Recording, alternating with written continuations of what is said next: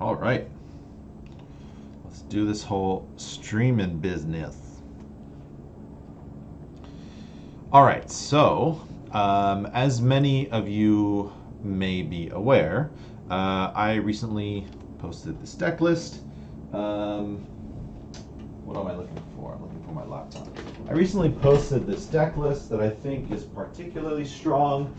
I think right now the meta seems to be in a spot where Stompy decks are back on the menu.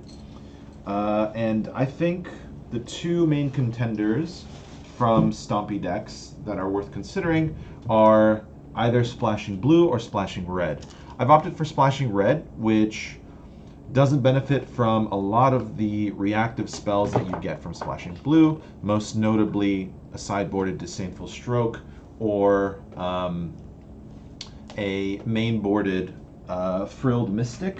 But what you do get is aggressiveness. Oh, I'm sorry, you also don't get Departed Deckhand, which is really cool with Galta, right? You make Galta unblockable, you bring him out at 12-12.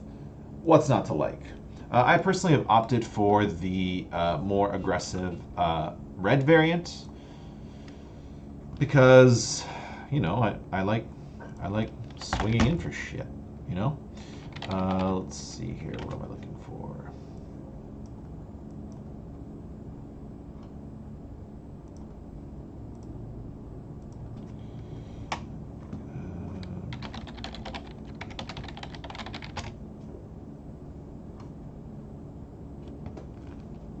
All right, so what we're going to do today is wrap up, at least continue a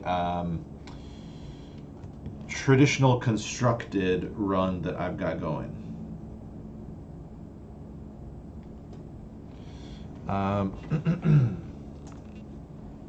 Let's see. All right, so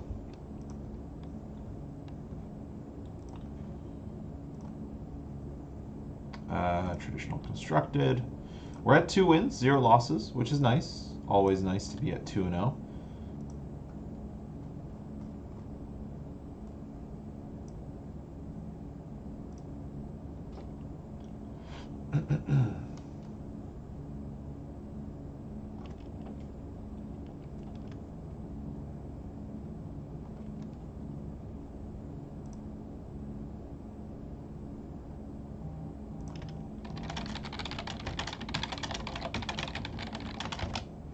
All right.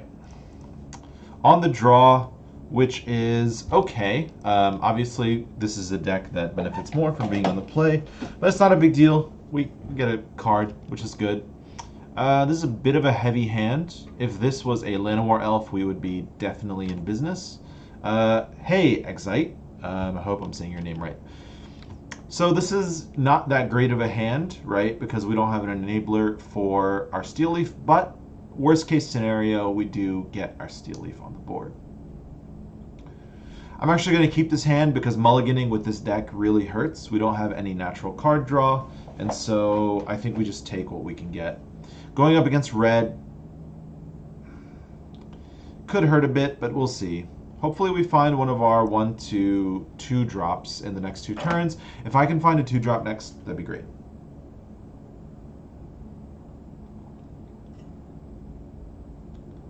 Z white. Interesting. Okay, I'm fine taking a Pelt Collector. I'm doubly fine if this can block the Viashino.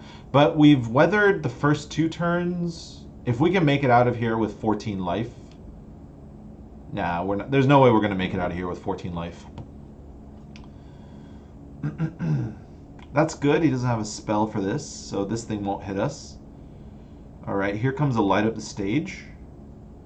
Okay. So because he's got 2 mana open, I normally like to play the Steel Leaf here. But because he's got 2 mana open, it could be a Wizard's Lightning into a Shock. I'm actually just going to opt for the Spellbreaker. This is going to force him to shock me because he's now going to realize he needs to start... Oh, okay. Spellbreaker has the benefit of giving me Hexproof, so this is 2 mana that he's not going to use on this turn. I'm very comfortable, given my position, to trade the Viashino for the Spellbreaker. Next turn, we can bring out our Steel Leaf.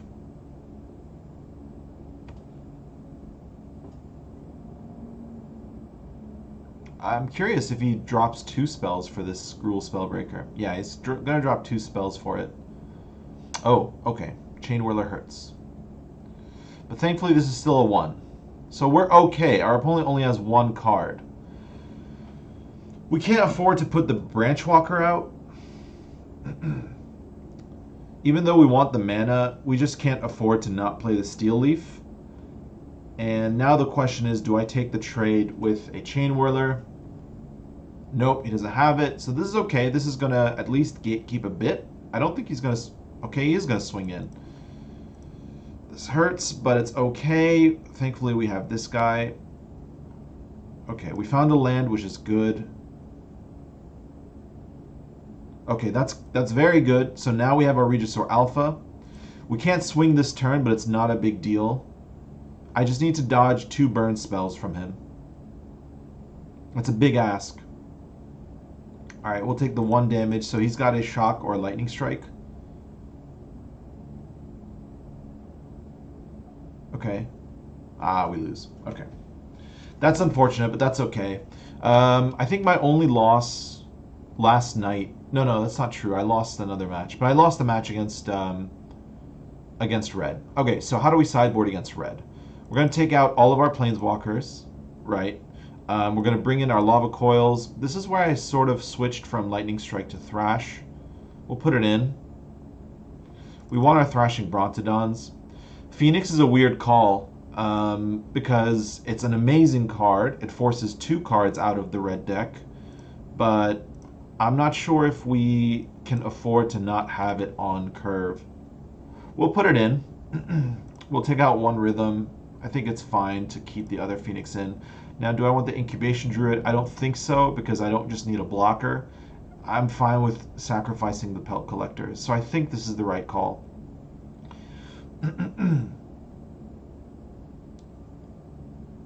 Yeah, I put 1 Thrash in. I don't want the collision.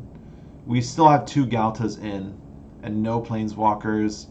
If he Experimental Frenzies us, we have our Brontodon. I think this is the right call against this red deck. So I've had the luxury of, for the most part, going into game 2 up 1 game, so this should be fun. We obviously take the play first. This is really weird. If this was a land, this is a 100% keep. But I can't keep a 1-lander. Maybe that would have been the better call. Okay, this is fine. Crawl Harpooner. No, I have my 2-drop, and I just need to find a land to get to the 3 and the 4 slot. This means that I don't get a turn 3 Steel Leaf if I don't draw a land. But that's okay. Thorn Lieutenant is good enough. He's going to throw a Lightning Strike at him. I get a 1/1. So that if he does that, that suggests to me... Okay. Then that would have suggested to me that he has a Chain Whirler. Yeah, no lands are all lands. So this is a bit of a tricky slot because... if we put out both the Llanowar Elf and the Pelt Collector, and he puts out a Chain Whirler, we lose both. And we only have 4 cards in our hand. And not only that, if he Chain Whirlers us, he gets to attack in with his Viashino. So because I don't want to give him too much value, I'm just going to play the Llanowar Elf and say go. Because if I draw a land on this next turn, I get to Steel Leaf and Pelt Collector if I want.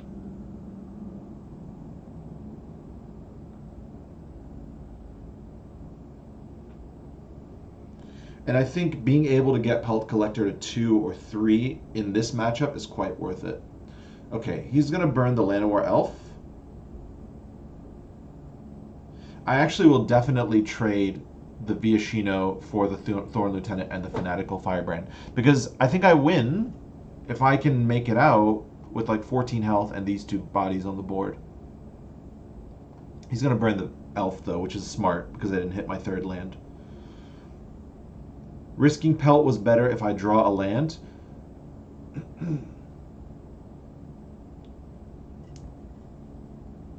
Okay, so he's got another Lightning Strike. It's fine. It doesn't seem like he drew into the So he's playing pretty conservative with his removal spells, and I think he's waiting for, like, if he has a Chain Whirler here, we're going to be in a bit of trouble because he's just going to Lightning Strike the Thorn Lieutenant, and then bring out his Chain Whirler.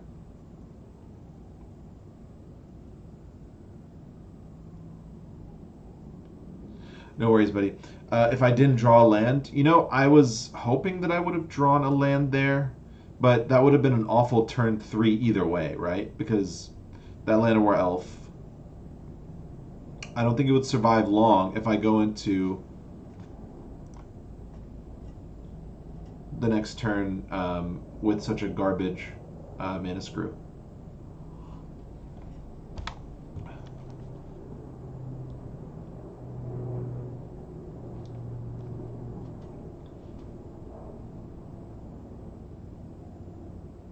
Okay.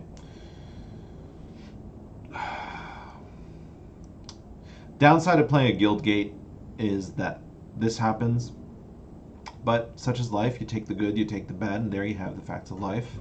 So he's going to swing in for 4 here. If we can top deck into a... Okay.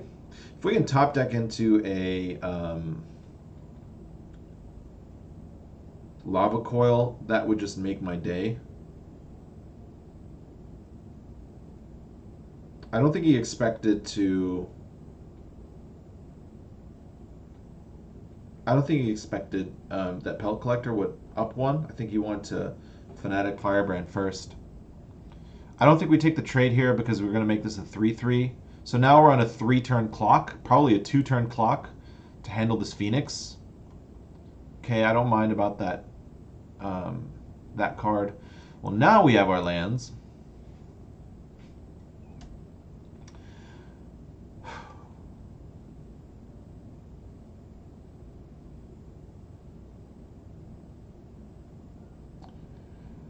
I think I could be the most stat efficient and go 3 Gruul Spellbreaker into Steel Leaf into Nullhide.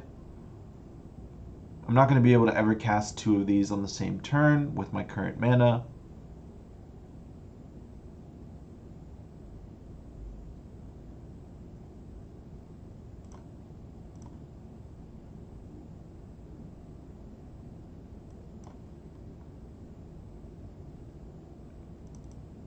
I think we'll just maximize mana efficiency just in case we happen to draw a 1-drop.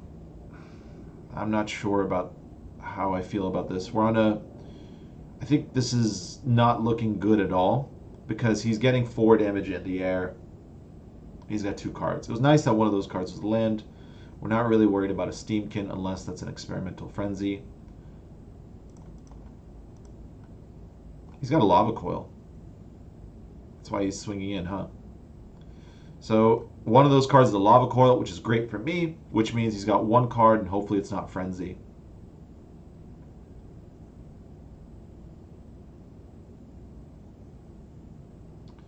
Maybe I can kill him first. Well, Nullhide Ferox isn't integral to me being able to kill him. The Steel Leaf is because I can circumvent his damage.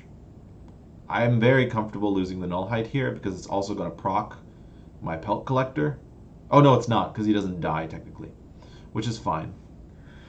So I think we go Spellbreaker here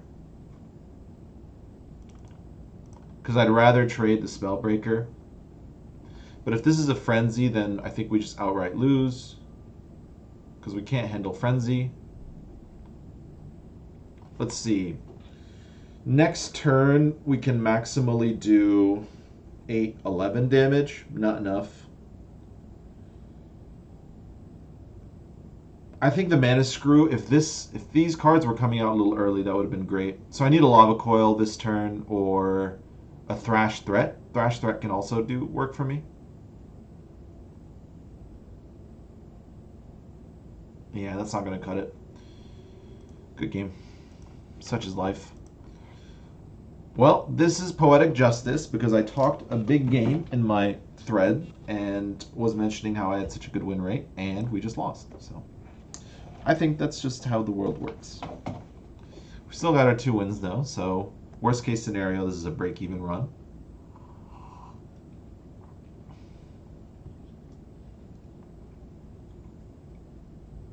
We'll see, such is life.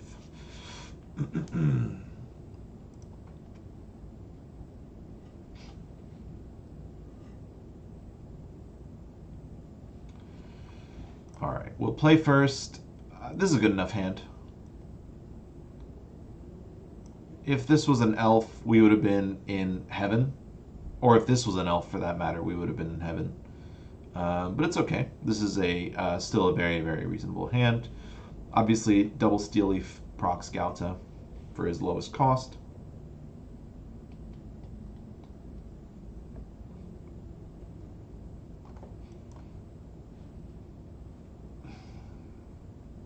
Our opponent took a mulligan, which is nice.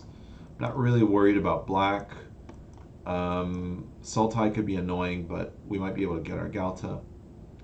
Very awesome that we drew into another land. Okay, it's an undergrowth deck. Okay, the Chupa being gone is nice. So, I'm not sure. I have this feeling that this guy might be running Journey to Eternity. I think the undergrowth decks that run a Ravenous Chupacabra run Journey to Eternity. And because of that, this is 7. This gets us to 10.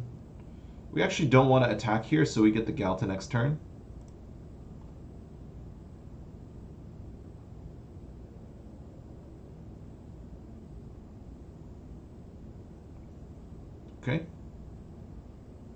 Okay.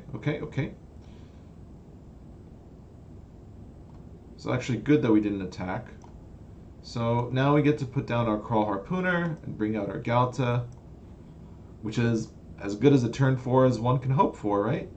And then we're going to swing it with both. This Branch Walker is going to be our sack anyway, so I will happily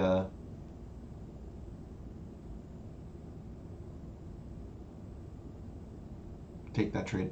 So I think he's got another Chupa. So now it's a matter of whether he draws the land. He's got 2 cards in his graveyard. Our win is not necessarily tied to Galta.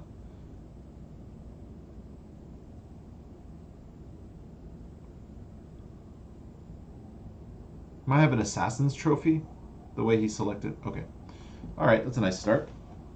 Vraska's Contempt. Yeah, but I think he might have had a 4-drop, Chupa or a Contempt, and he just didn't draw it. This is where the 4-drop Vinemare would have been really nice, but that's okay. Priest of Forgotten Gods also sort of screws things up. I think I want the Phoenix in here. I can take out 1 Rhythm. I take out Domri. I think I want Thrash Threat. 2 copies of it because I need to get rid of the Priest of the Forgotten Gods. 2 copies.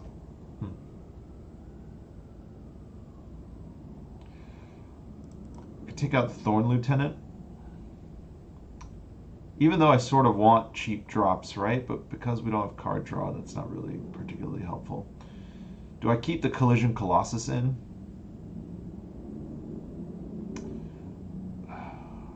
I think because we're getting sacked, I'm not sure if we play 3 Galtas.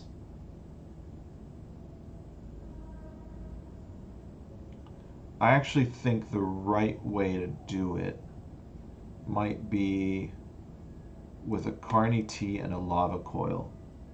Carney T, actually I don't think I need Carney T over a 3rd Galta. I don't think that would be particularly better. Maybe that other Thrash Threat is the way to go.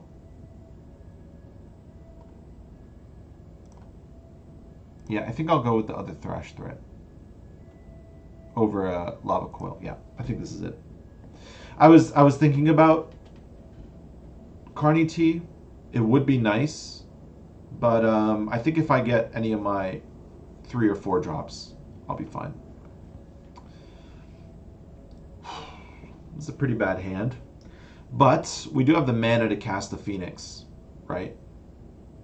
So I think I'm going to keep it. It's not that great of a hand. 5 lands is not good, but that helps a lot. And I think the fact that we had our 2 and 3 drop is fine. Glow Spore again.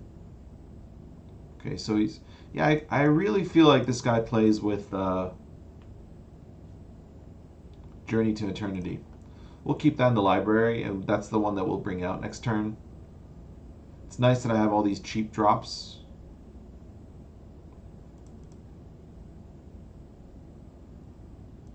I don't want him to get his Gutter Bones, I don't think. I don't know. Okay, that's fine. I'm fine with that he had to spend that mana. Gets rid of the Steel Leaf, but I don't think this deck even plays with flyers. Chupa, actually. Oh, Stitcher Supplier, okay. I thought he would actually have a Chupa here. Him losing a Fine Finality is good for me. How much delay is there? I feel like a 2 minutes of delay. Okay, hold on. Let me make sure what the delay is at.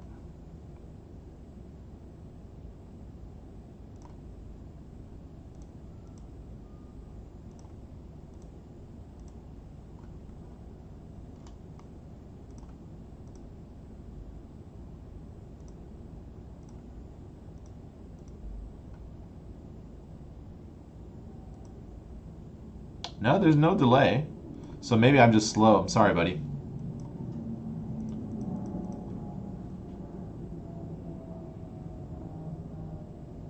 Sorry, that's just me being too slow.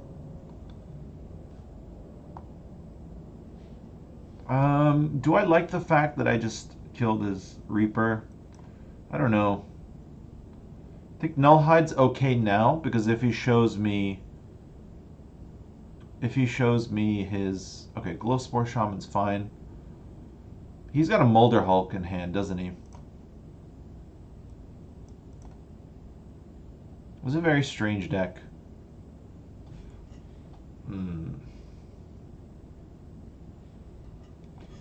I think I'm... Okay.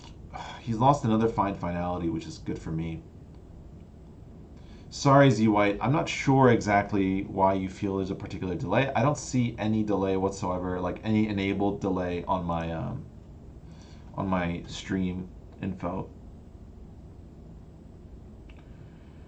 So he blocks here and he double blocks here. Clears the board. Am I worried about a board clear? Molder Hulk coming down. I don't think I'm too worried. I think we just swing in. Yeah, okay. We can still fight Molder Hulk with our Nullhide.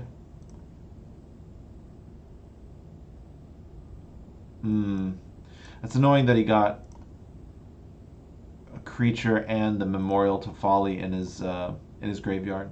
So now we're actually a little worried about Molder Hulk.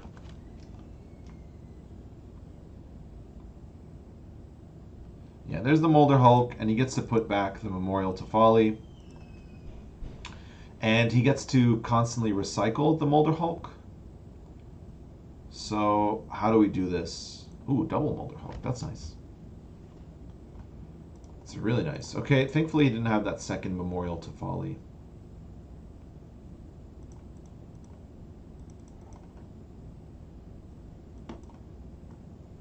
Branchwalker is fine because it at least shows my deck. I mean, as far as... Alright, that's one less land we have to contend with.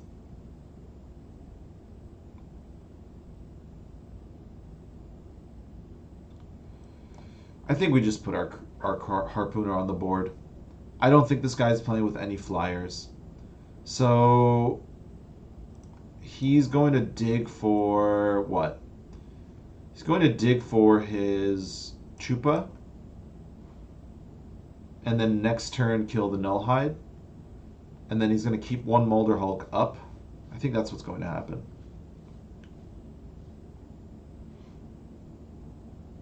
Yeah, now we're just going to play a fairly passive game. Alright, and he's going to use he's going to bring a Chupa back for sure. He's going to force me to sack my Branchwalker, take out the 2 Crawl Harpooners with 1 Molder Hulk, and then he's got another and the Priest alive. So we got to find a good card here. That's not it.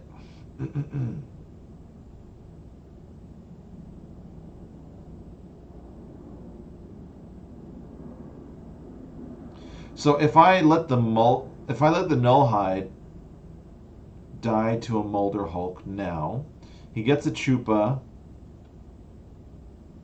kills my Branch Walker, and I take 6 until I can shore up my defenses. And then I'll only have 3/2 on the board against Priest. And I can't attack because I can't attack and kill a Molder Hulk and then let him Memorial to Folly another Molder Hulk and get that thing all going. So he's gonna do it anyway though. So maybe I needed that second Lava Coil because I just need to take out his engine.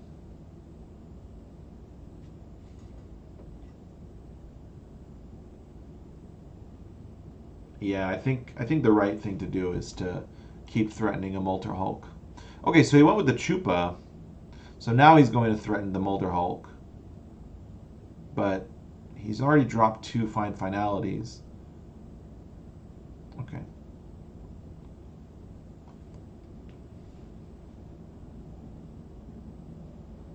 I'm okay with that. I think we double block to take out one of the Molder Hulks.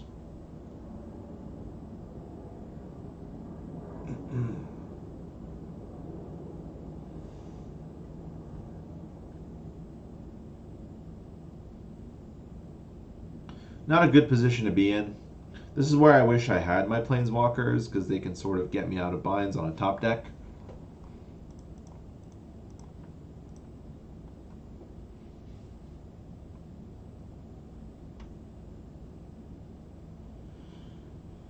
Alright, what are we looking for?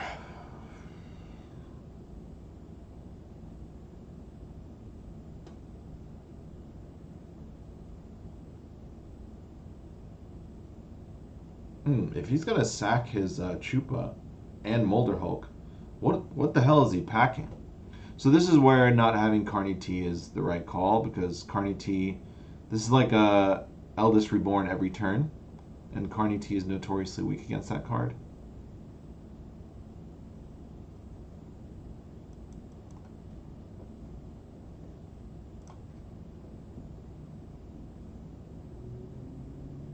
Yeah, he has Find in his hand, doesn't he? I think you're right, Z-White. Okay.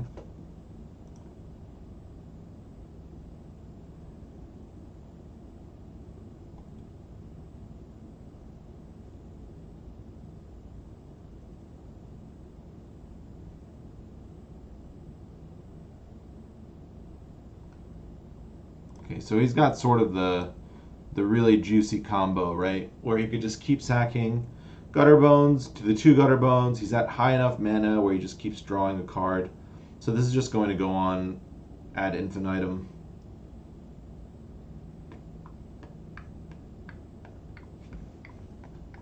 I don't think we have a way out of this. Even Regis or Alpha wouldn't be able to handle it. So let's see.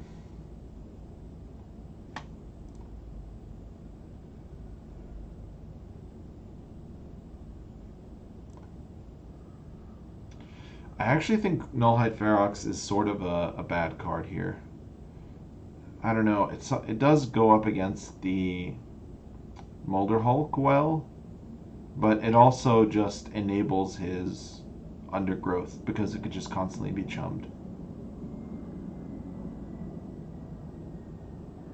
And maybe Thorn Lieutenant is better here.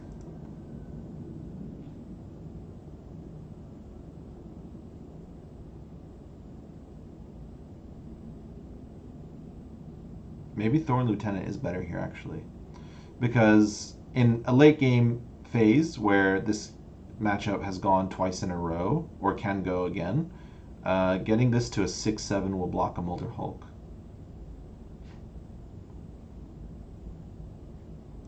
Don't want collision. We can put in Domri here. He's got very little that's actually interacting with my Planeswalkers, and I need some source of card draw if I get caught behind. Domri is better than Vivian. Do you mean overall, or do you mean in this matchup? I don't think he's better than Vivian overall. Not by a mile. Okay, we got a lava coil, which is very nice. So we can deal with his shit. So ideally I can find some early drops and then protect Vivian. It's one way that I can very effectively... Alright. So we put Incubation Druid down. Not worth lava coiling this. We put Incubation Druid down, we take 2 damage, and we hope for 1 mana next turn. No. Is that another Gutter Bones? Okay. Not ideal, but you know what? That's fine. It's not a big deal. We can dig for a mana and bring out our... I mean, this is fine. This is our Vivian now.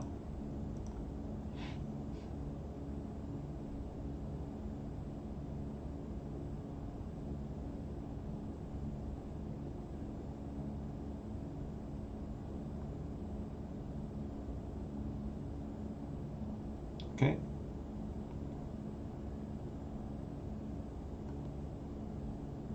I definitely block here. Okay.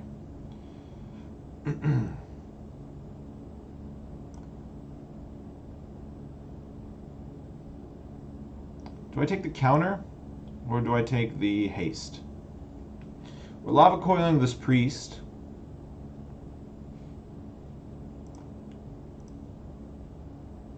I should have actually swung in first.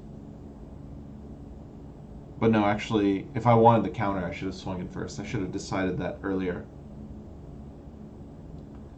Do I want the... I don't think I want the... sorry, opponent. I don't think I want... Because he has removal spells. We're going to hang back with this. So I'll take the trade for Gutter Bones.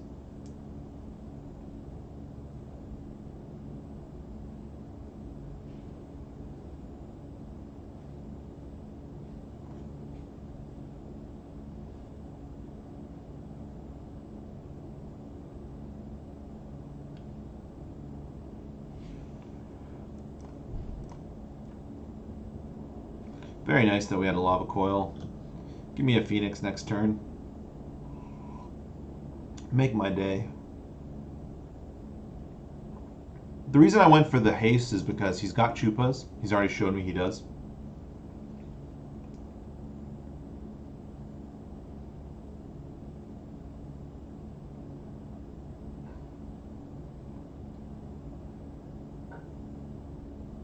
Alright, we'll take 2 damage. Just wondering if I should have kept Spellbreaker. I mean, got rid of the Spellbreaker. I think we go Vivian here. And the reason for that is we can't Nullhide Ferox. And if we draw 1 land, we can go Goreclaw into Nullhide. We gotta take the land here. We gotta take the land. We gotta hit our land drops right now. He gets 2 damage onto the Vivian, or 5 if he has a Chupa.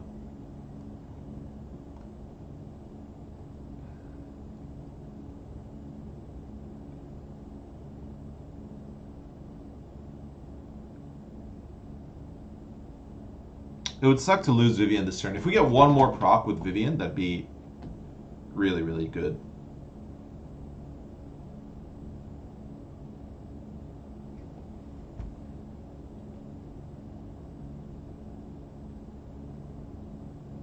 What? He didn't even attack? What? I think we actually go Pelt Collector here, right? No. 2, 3, 4, 5, 6, 7. I mean... Do we not take the Null? I think I actually take the Pelt Collector. The reason being that I want this bad boy to grow.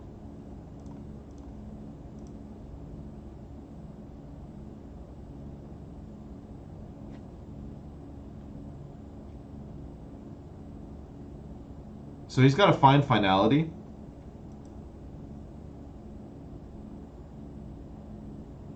He might have a cast down. But even if he finds finality next turn, I'm fine with that. Vivian's on 7. We actually should have... tapped these two. Because right now he can kill any of these with an instant speed. And then we don't get our Nullhide Ferox. Okay, nice. If Pelt Collector goes 7/7, it solves lots of problems. This is true, Z-White. This is true. We already got him at 4.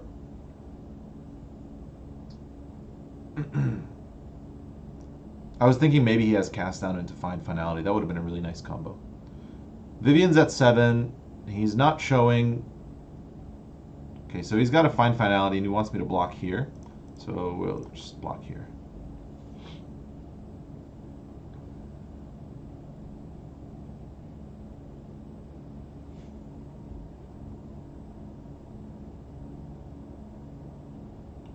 All right, red land.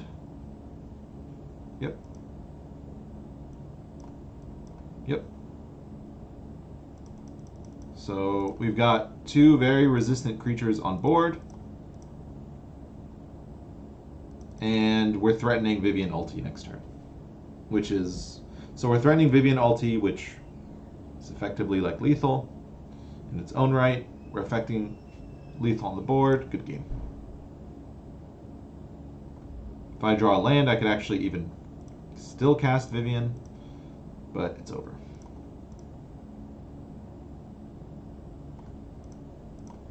It's always nice when you can cast Vivian, you know? I mean, Vivian ulti, right? It's always nice when you get to Vivian ulti. I think he had really bad cards. I didn't need to do this. This is a little bit of overkill, but he had a really bad draw, actually. And like, you know, that sort of shows how important Priest of the Forgotten God is in this deck. I hope he... Oh, nice. He gets a Plague Crafter.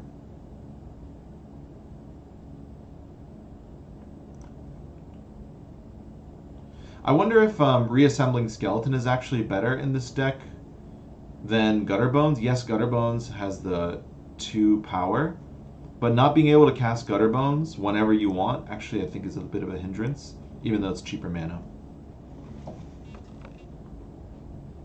That was maybe a little bit of a BM to play that second Phoenix. But hey, you gotta play to the whistle, right?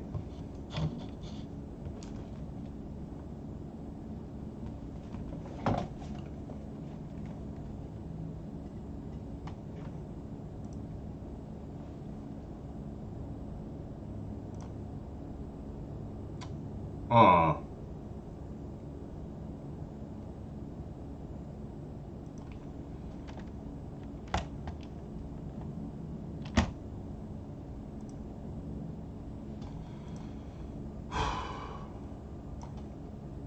Not a great hand, but whatever, we'll make do.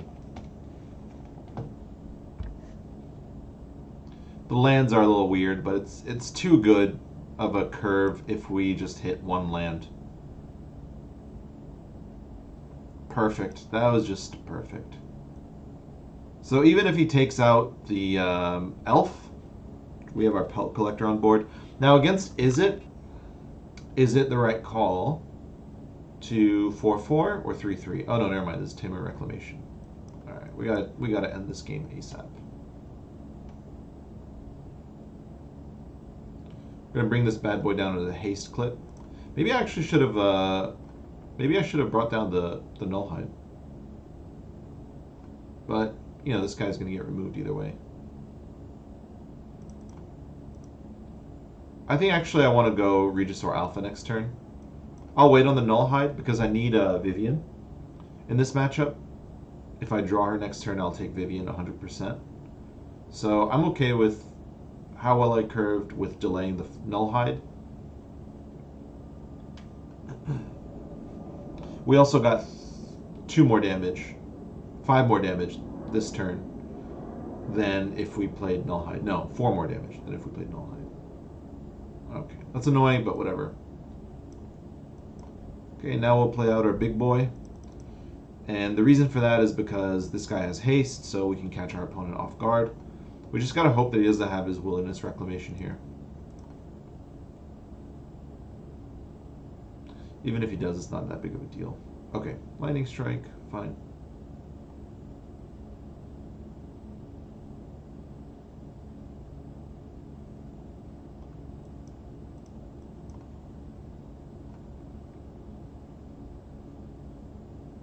I don't think this deck plays with a Beacon Bolt. Does he play with a Syncopate?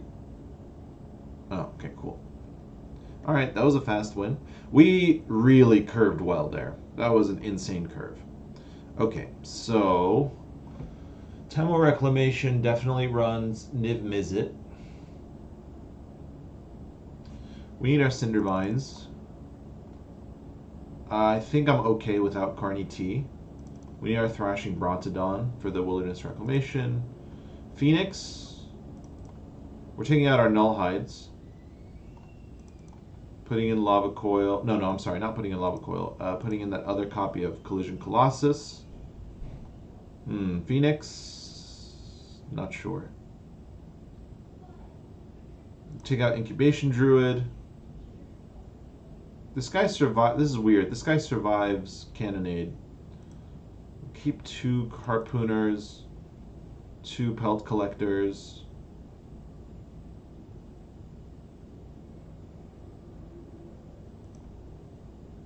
Drop 1 Elf. And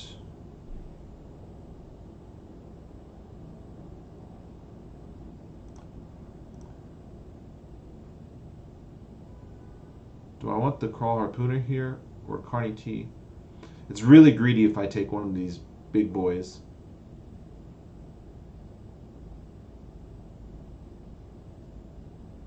It's not worth taking a Thrash Threat. Because I've seen him use Fiery Cannonade, I want to avoid the 3rd Crawl Harpooner. Alright, we'll use Carney T. Let's see how this works. I'm not sure, maybe there was a different route, but I think you should play all 4 Cindervines whenever you're going up against Wilderness Reclamation. Pretty bad hand. Okay. Yes, now we're good. That card just salvaged it. So long as we hit our mana, we can at least cast everything on curve. And even if we get stuck, oh, there we go. Even if we get stuck, we would have been able to play turn 3 and turn 4 with a Steel Leaf.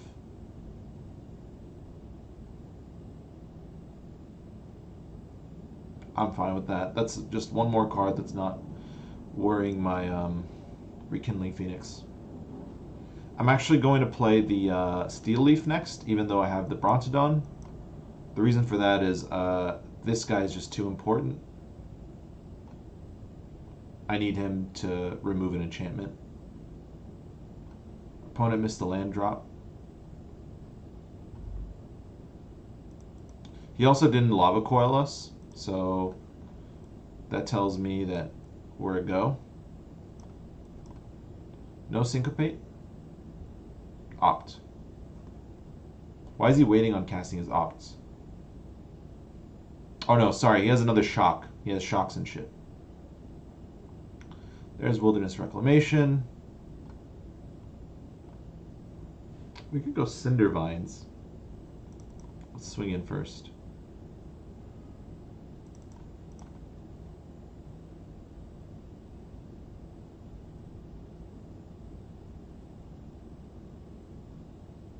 Okay. Would have been nice to have played Cindervines. Why didn't he kill the Phoenix? I think we actually play Cindervines here because he's going to cast spells, right? So we at least get some damage there.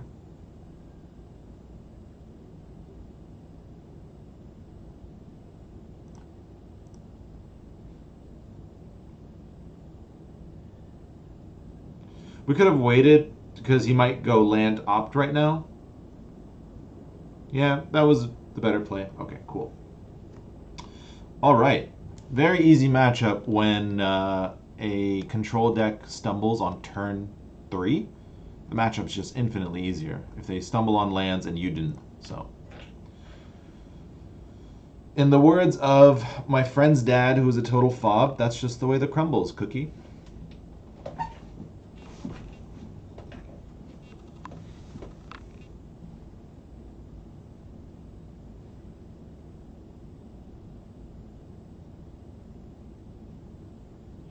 Z White, what do you think? Do you like the deck? Do you not like the deck?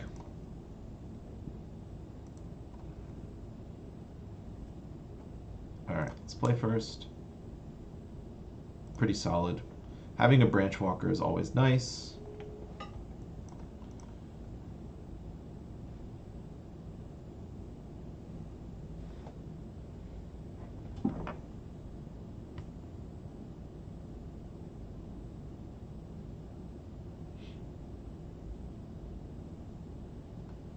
Nice, we get another land.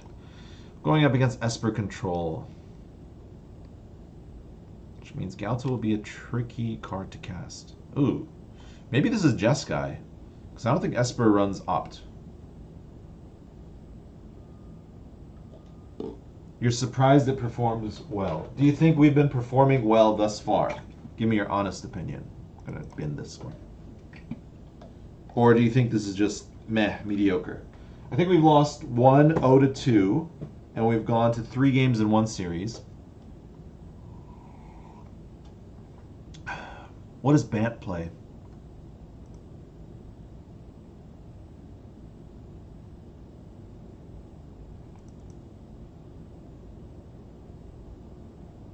Deputy of Detention, so we have to be careful about double Steel Leaf. Okay. Even 4-2 is good. Nah, son, 4-2 is not enough for me, man. We got to get that 5. War is coming out tomorrow, man. I'm so pumped. Yes, I love Hero of Precinct 1. Even if I'm very happy, even if I lose to this deck. So what we can do is Branch Walker here into Galta. He doesn't have a Syncopate. He has another Growth Spiral, which he wants to use.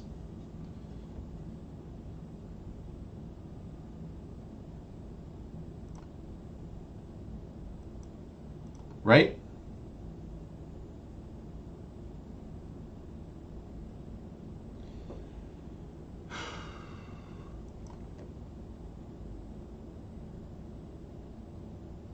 This is getting syncopated.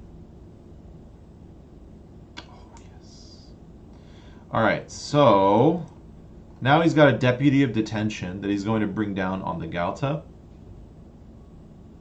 Oh no, he's got a board clear. He's got a Cleansing Nova.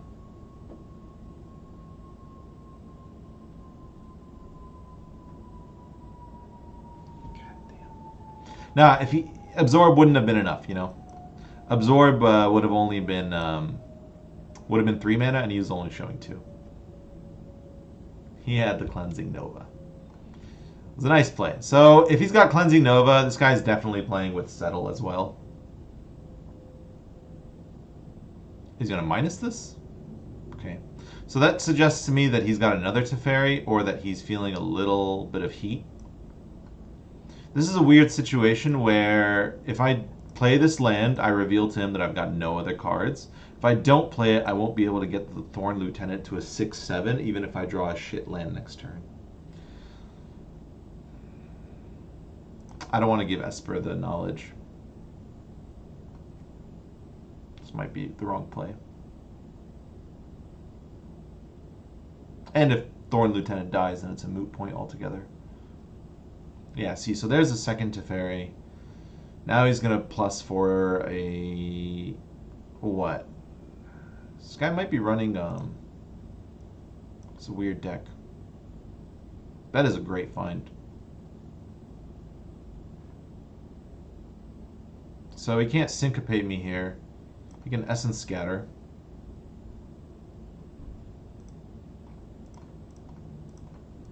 I think we just have to get rid of Teferi. If he has another Cleansing Nova, we have another Steel Leaf. Unfortunately, by playing slow there, I revealed to him that I have a land because I don't have a shock. Here comes a Deputy of Detention on this Steel Leaf, maybe? Nope, okay.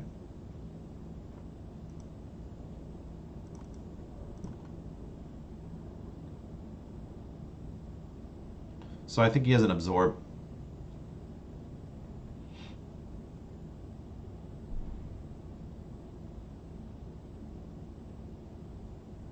Reclamation Teferi? No, I don't think so, buddy. That'd be dirty, but I think also overkill. Like, it's just, there's not enough cards that you can effectively do this. Yeah, that Krasis is the payoff. He's only X+4, though. Shit, I should have played this land, maybe.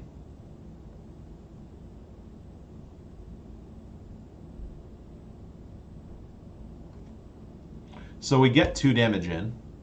Actually, you know what? I think we play this guy.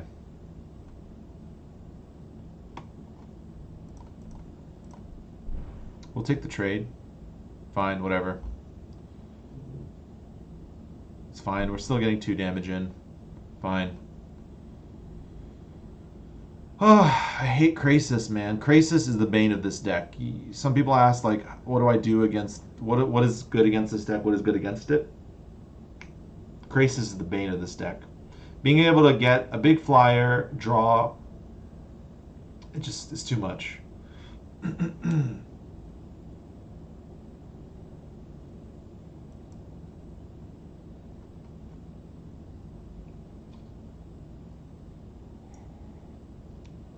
This guy is running a very interesting deck.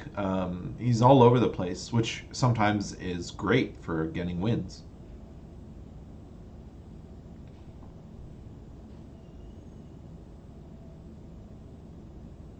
Collision Colossus won't be enough.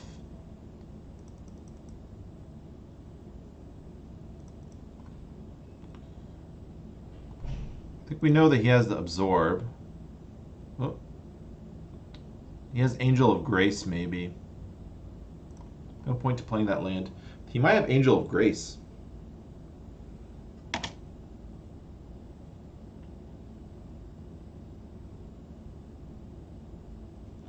God damn, this is what this is what freaking Hydroid Krasis does. Worst case scenario, it lets you hit all your lands. And when you already have like 2 or 3 cards in your hand, then you just... Card's just insane.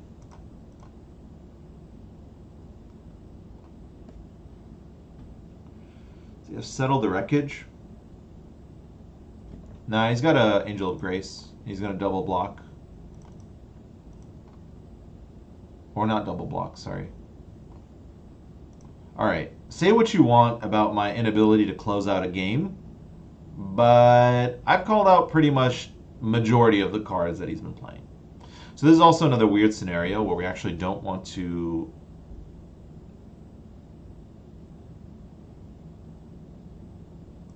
Okay. Is it a dive down? Is he playing a dive down? Okay. It's fine. I don't really care about losing the Null Hide. This is going to be what's annoying is that we have to go 10 more damage. That doesn't matter because he's already got the Angel of Grace. We actually have to sit on this Crawl Harpooner because he might be playing... 1, he might be playing a Lyra. 2, this will bring out Galta on his own.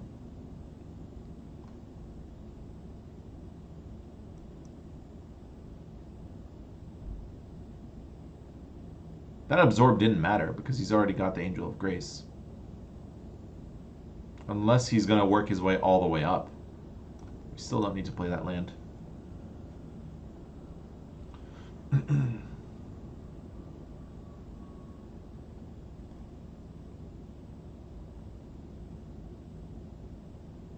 So, how many Teferis does this deck run? Probably just the 2, maybe 1 more, right? I don't think I have to worry about more than... I don't think I have to worry about 4 Teferis. Okay.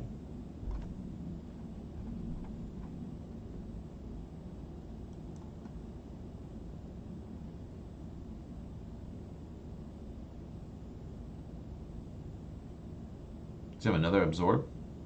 Okay. That's annoying, but whatever. Such is life. I think we just have to be patient here. We're only taking 3 a clip. He's used 3 Absorbs. He's only got 1 more.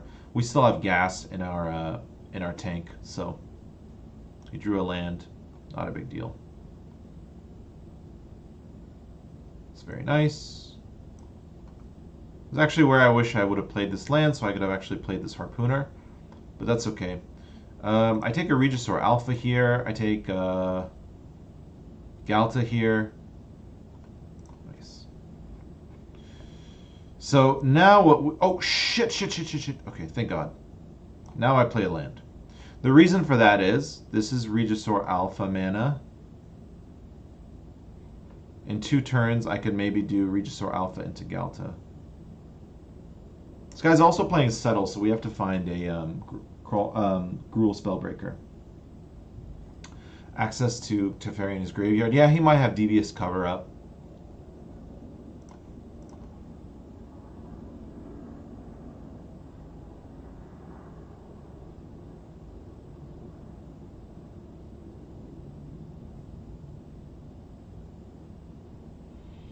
I think we actually take the Crawl Harpooner.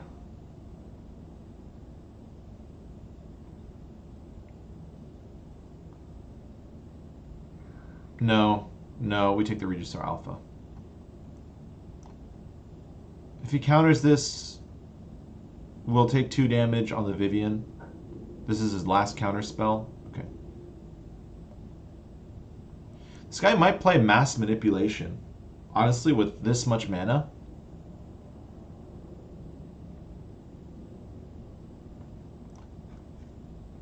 I still don't want to play my Harpooner. Because I need an answer for Lyra that's not attached to Vivian when she's already taken a blow.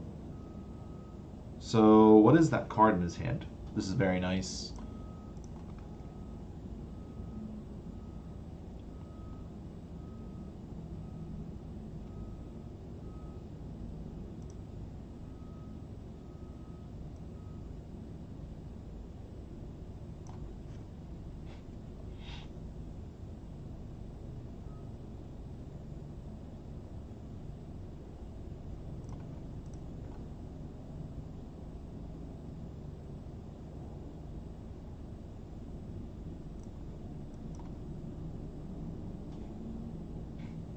I want to get ultimates on my one of my planeswalkers. I know that's a weird thing to try to get to, especially against a deck that might be playing like Ixalan's Binding and shit, but I'm just going to keep protecting these guys. He might be playing a Settle. He might be playing for another Cleansing Nova. I'm just going to protect these guys. They're ultra value. We have a Regisaur Alpha if things go sour, and we have our Crawl Harpooner.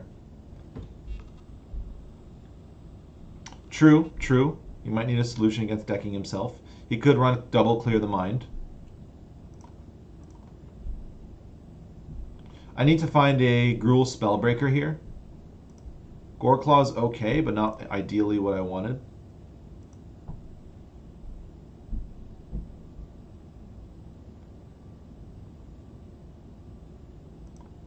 I'm actually not going to bring the Goreclaw out right now.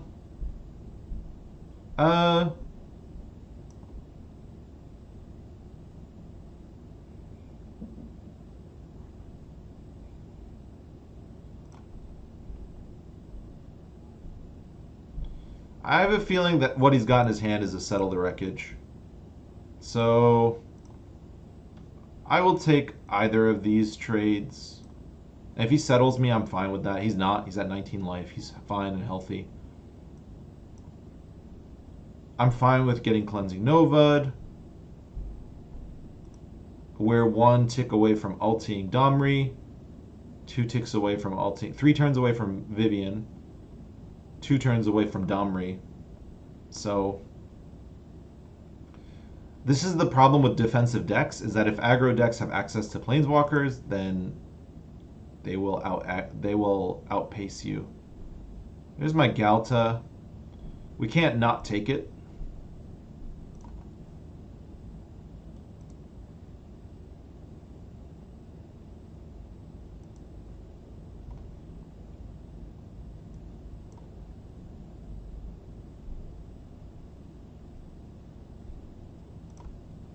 We take the +1 counter because of the Regisaur, and we're just going to swing in just with Galta.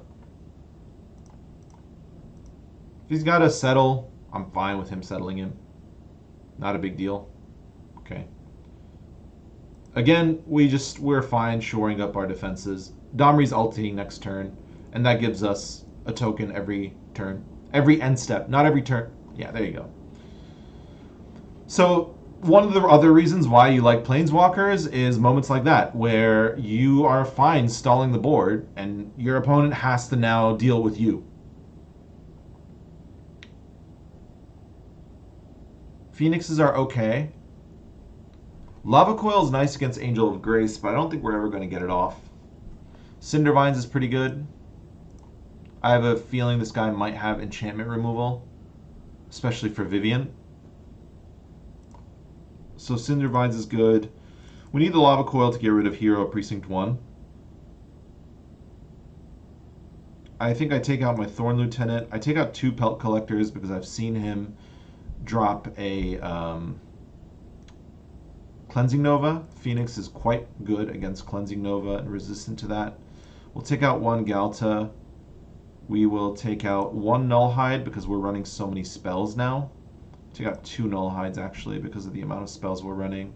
We'll keep the Collision Colossus. Do I want actually the 3rd Nullhide gone?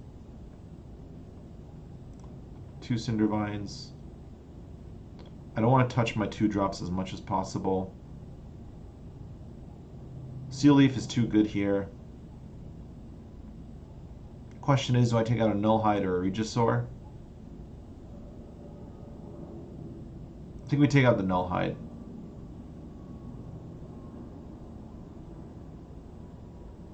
This looks good.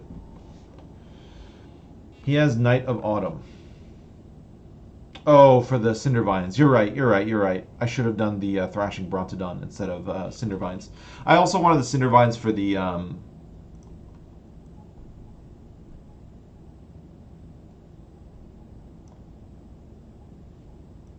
I also wanted Cindervines for the fact that he's constantly casting spells, right?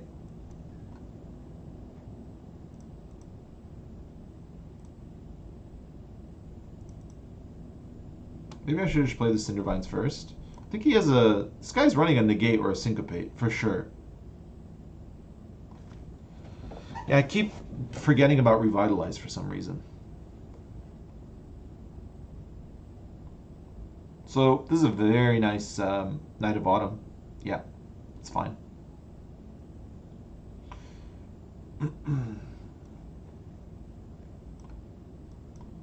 Good call on the Knight of Autumn. I missed that. I'm not playing my other Harpooner right now. I don't need to. We get our Vivian next turn, especially if I see him use his blue mana. Why do you take the shock? Chemister's Insight.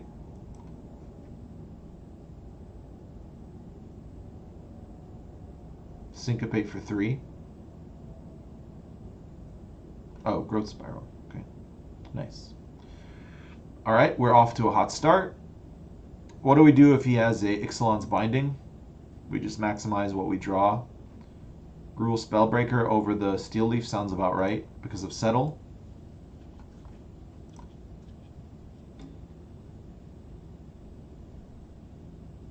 Yeah, I was thinking he would have a counterspell. Yeah, you're right, ZY. I took out the Incubation Druid, even though I put in a lot of red spells. Although the 2 red spells I put in were Phoenix and... so this is the weird thing. Even though Incubation Druid really helps Phoenix come out, right? Because it's another red source. When you're playing... when you're playing... wait, let's see here. What do we want to do?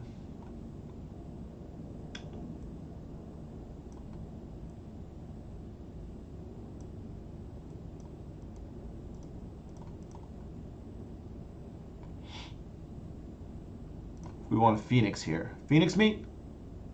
No Phoenix.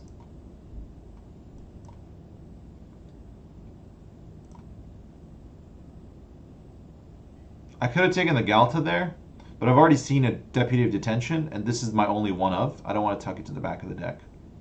Yeah, so he's going to take Vivian again. Fine. That's fine. So... what matters more to me?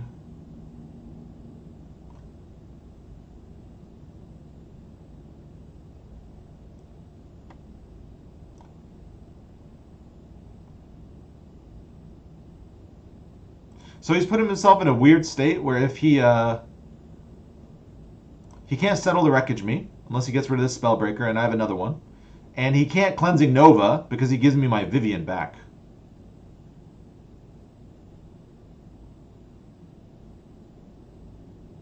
Yeah, exactly, Z-White. I think we're thinking the same thing. So how much can we damage here? We definitely can take out the Teferi with just one swing from the Steel Leaf.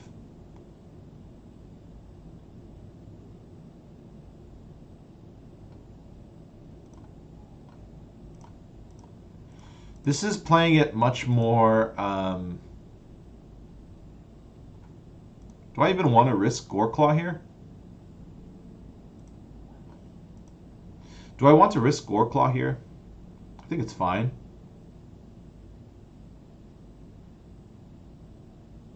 Attacking this way is very greedy, but we'll do it.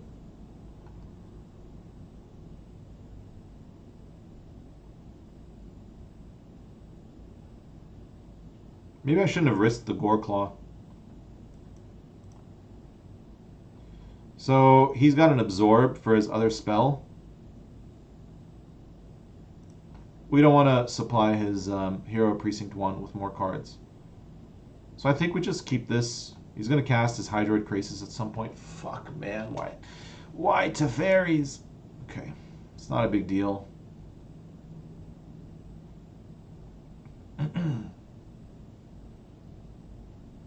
Should have maybe attacked with a Crawl Harpooner last turn, actually.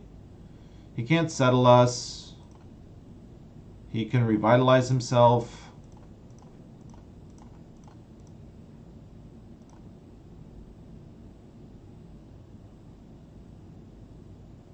Fine.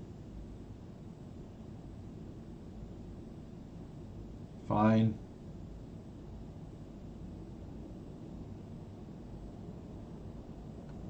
So he's got an Angel of Grace, I think.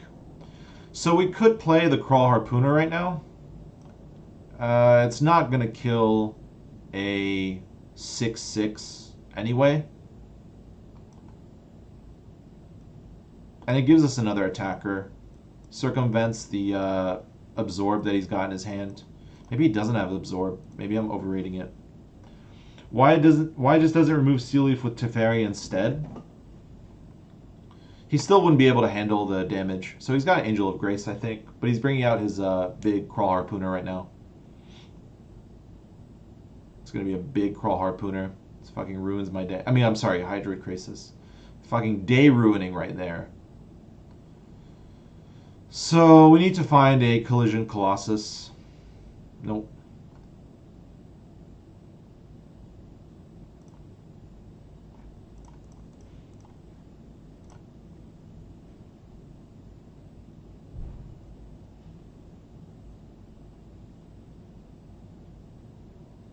I don't think we really have a choice but to swing in. It's getting annoying at this point. I do have another Harpooner. But I don't think I have a choice but to swing in. It's not going to make a difference. I think this game is lost because of this being a 7/7 and us not drawing something to remove this Deputy of Detention.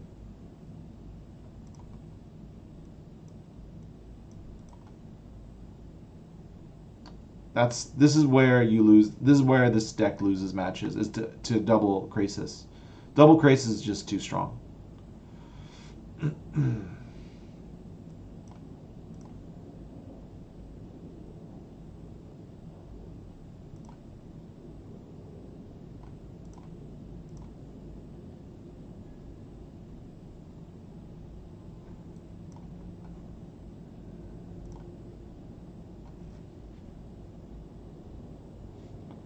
He's got another Krasis. We gotta try to do 10 damage to him next turn. He's got an Angel of Grace, so it won't matter. He's got his Absorbs now for sure. Seems really tough. And now he's got the Cleansing Nova. Yeah. Okay. Whoa.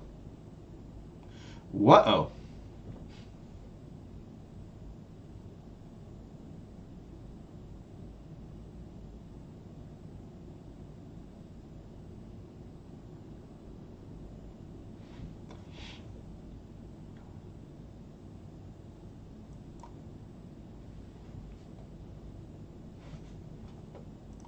This is a bit of a tricky spot.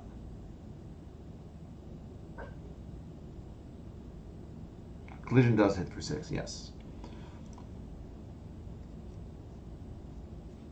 Okay, I think we lost. We can't handle all the threats that he has. He has too many threats on the board. Okay, so I think we decided no Cinder Vines and instead Thrashing Brontodon. We definitely need this other copy of Collision. I don't know why I didn't have it before. I really want to get the Rhythm of the Wild off. One Brontodon should be sufficient. Alright, let's try this. This is a... I guess this is another... I think I have trouble with Celestia and Bant colors because Bant, you know, Teferi is always a headache. It's a bit annoying, but such is life. Okay. We have ways to deal with some of his threats, which is nice. We could start with a Pelt Collector. That's pretty weak if we don't draw a land. But then again, we're doing it anyway, so might as well start with a Pelt Collector turn 1. If we draw a land, we get to bring out the Harpooner. But otherwise, this is the same amount of damage, so. Killing before he gets the 10th land. Maybe I should have just not touched my initial deck. Maybe the 3 Galtas is right because it's just I'm not able to answer his threats. Ah, this is where it would have been better to play the other way around with Gruul Gilgate first.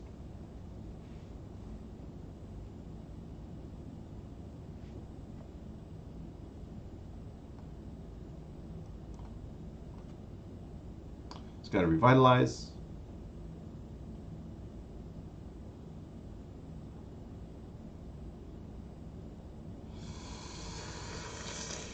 Damn it.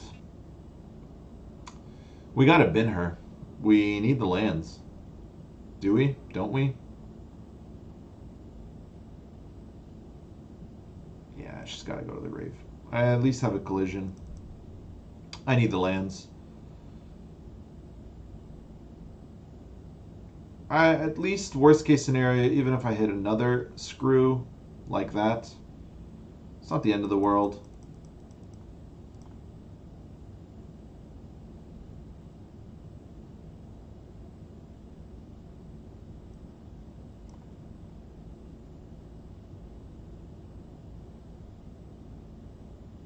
I think you might absorb this.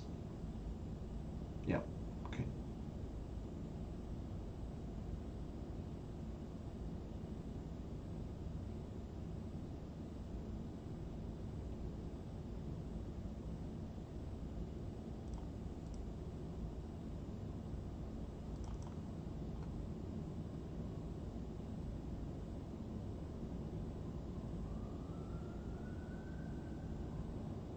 Wow, okay. Now I wish I had my Vivian Reed.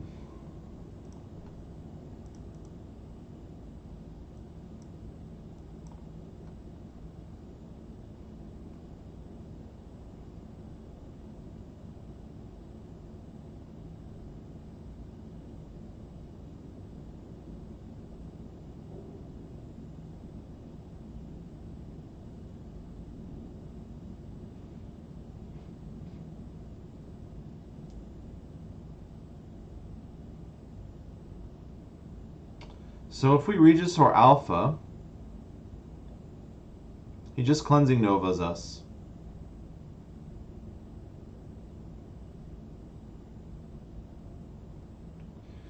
We either have to Thrash Threat here.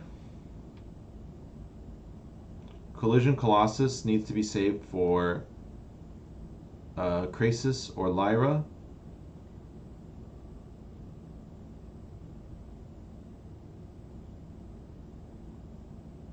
Regisaur Alpha just walks into it, right? I think we have to use Thrash Threat.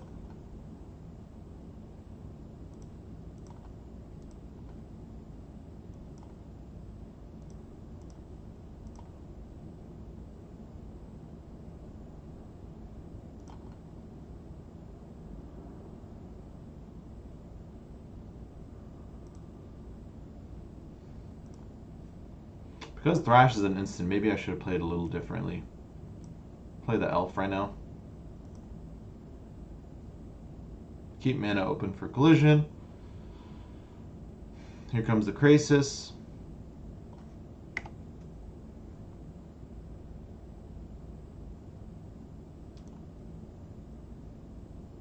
I think we actually just take care of the Krasis with the Harpooner here. Because I don't think there's a way we can cast Galta this turn.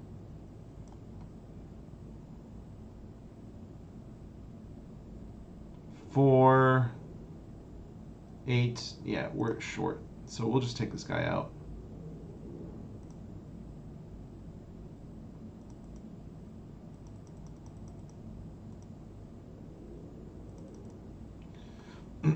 Now, I would have played the Regisaur Alpha if I didn't know he was running 2+ copies of Cleansing Nova. And Cleansing Nova really screws us over.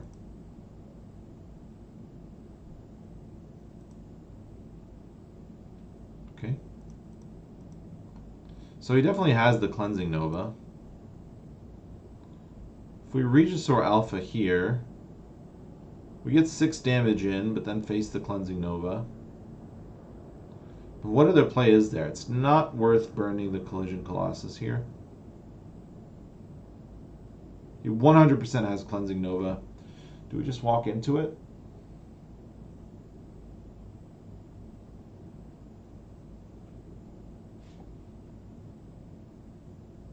Yeah, I think we just have to have him play into it. I think we have to go. The longer this goes, the harder it is for us. If he doesn't have a settle and he doesn't Cleansing Nova us here, we might be able to sneak the victory with the Galta.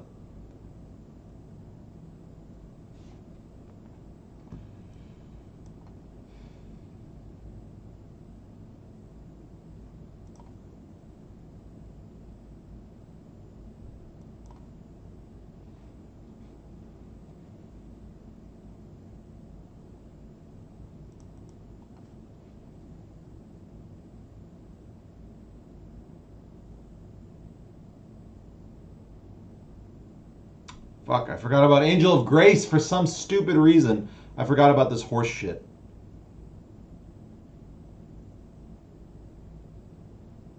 Why did I forget about Angel of Grace?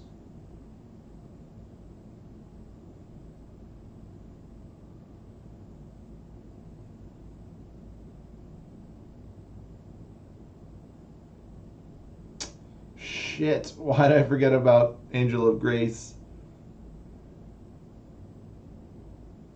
I didn't need to swing in with Galta. But this is nice. This is very nice. That's why you play Regisaur Alpha, boys. Oh, shit. Thank you. Thank you. Woo! That is why you play Regisaur Alpha. Damn, that was a huge misplay to have not anticipated the Angel of Grace when we saw it. That card had a lot of answers for our deck. I really commend that guy for playing a very unique deck.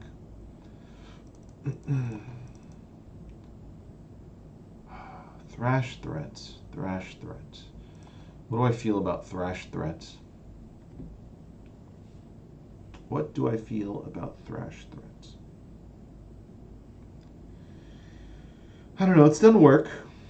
But it did the equivalent work as a Thunder Strike. It does require a creature on the board, so it's not always great.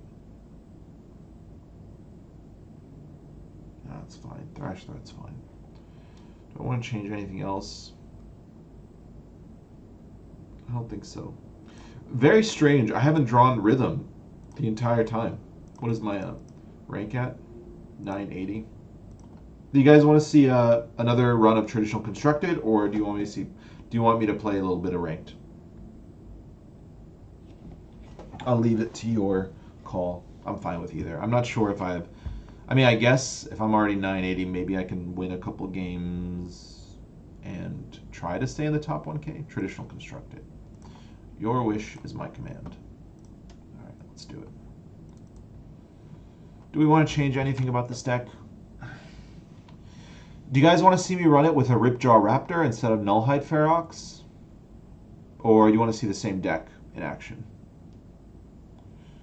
I don't think I want to take out Thorn Lieutenants, although we could make the deck a little bit more consistent by putting in more Crawl Harpooners and Merfolk Branchwalkers. I don't know. We're definitely not touching Regisaur Alpha because this big boy stole a game for me.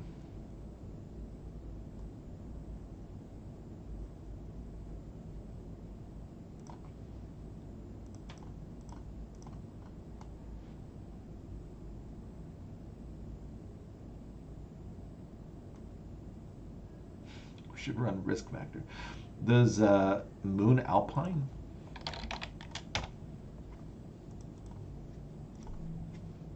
Alpine Moon, you mean?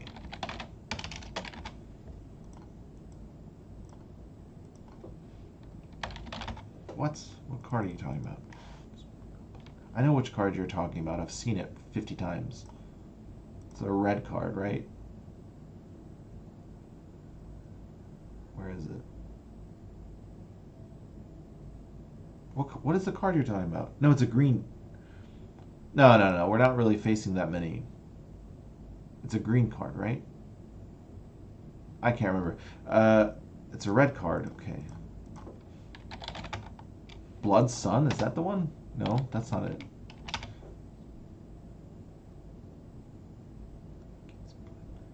This one?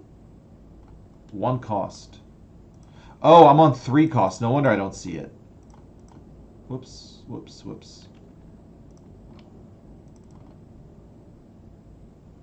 Yeah, no wonder I couldn't find it. I knew this one.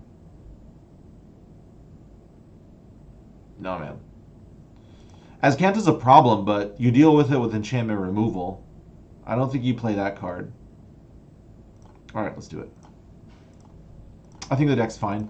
I'm debating Nullhide for Ripjaw. I think I should try out Ripjaw once to give it a fair chance, even though it's a little understated.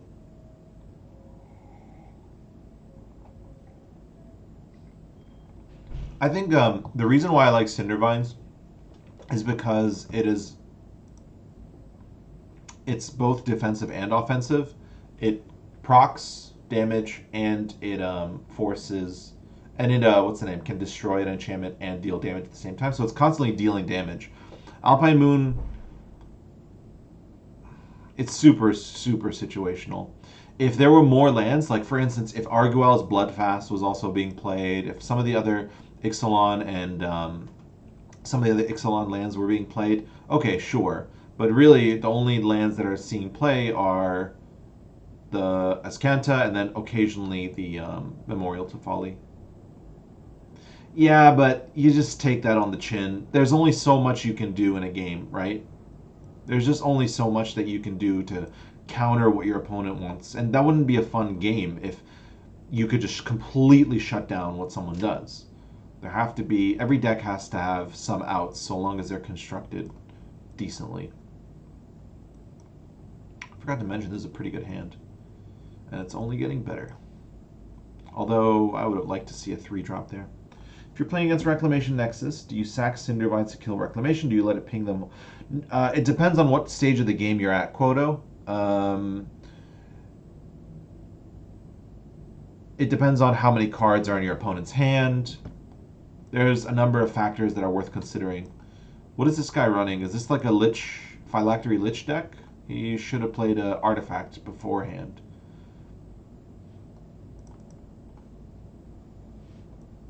More often than not, you want to kill that Wilderness Reclamation as soon as possible because they can do a Nexus of Fate on the immediate next turn if you don't deal with them. And you have to make sure you do it before they can actually get the proc.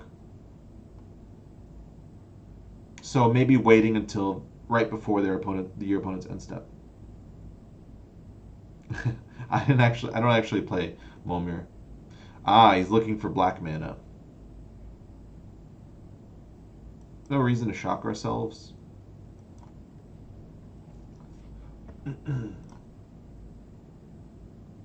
So he's playing flyers, so Crawl Harpooner should be able to pay dividends. Here comes his first flyer. Oh. So I actually think we take down with Vivian. Because she's not being threatened right now by anything. And I still have my 2 Crawl Harpooners that can get a little stronger. The downside of doing it this way is... the downside of doing it this way is if he has a Doom Whisperer.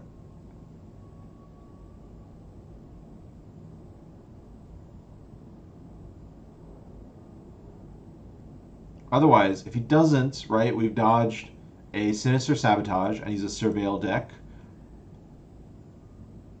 Okay, fine. That sucks because you love having this card, but alright, that's fine with me. 2 can play that game, my friend. 2 plus... Let's see. This is 12. We can get Galta out on this turn.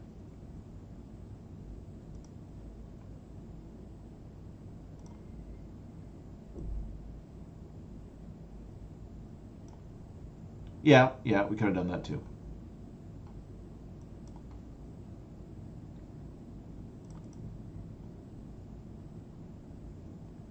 This guy got tripped up on the lands.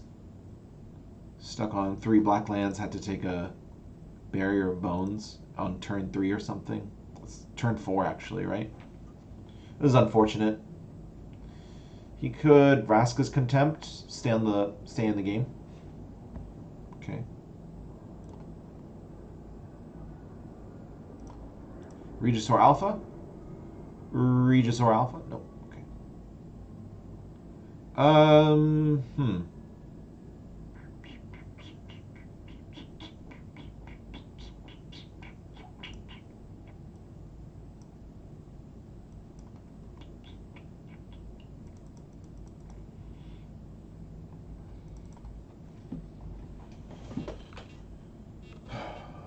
Yeah, killing Reclamation is absolutely high priority. Okay, that's fine. Even if he like death touches this Spybug, Galta has death trample.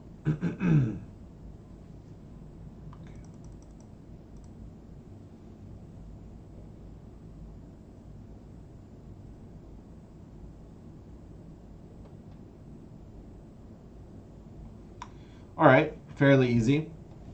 I think this is also one of the other reasons why we've had such a wildly successful traditional constructed win rate is because there is a lot of inefficient or just weak decks being played here.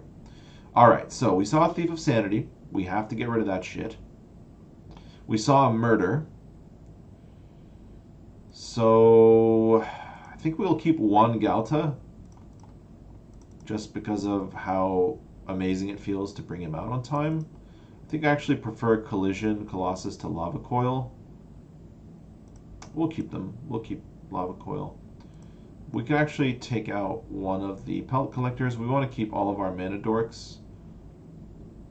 Nullhide Ferox is fine.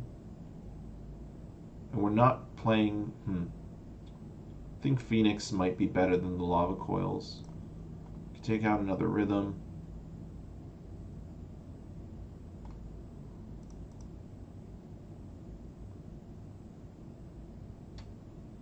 I want a Carnity. Do I want 2 Carnities?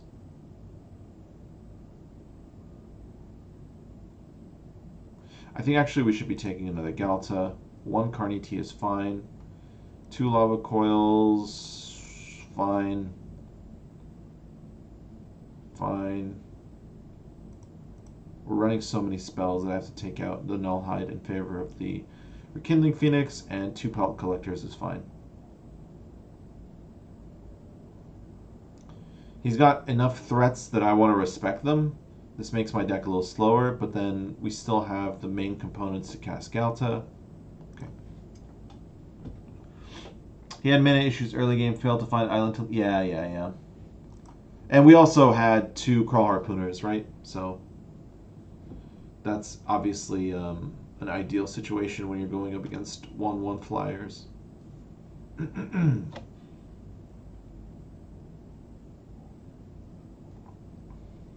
Nope.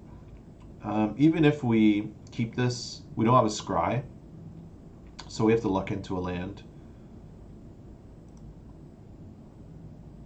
Okay, we at least have a Thrash. That's the way of dealing with his Thief of Sanity. And our lands are more or less okay. Yep, definitely keeping that.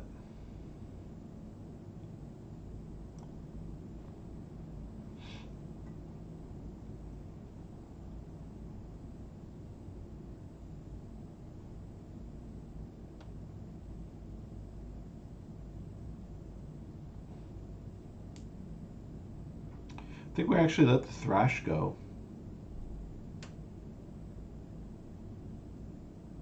Or do we let a land go?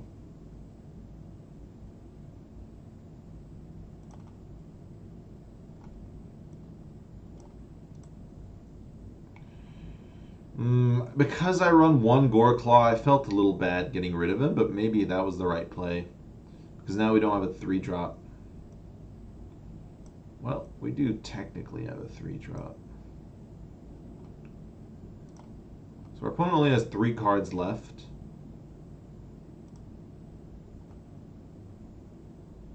We really want to hit a land next turn, please. That'd be really nice. Yeah, I think I maybe should have kicked the Goreclaw. This is a bit risky. But hey, this is getting Sinister Sabotaged. That's fine. That's Sinister Sabotage that we don't have to worry about for Vivian or Goreclaw, and we're running 4 of the Steel Leaf, so worse things have happened. Please don't have a Thief of Sanity here, though.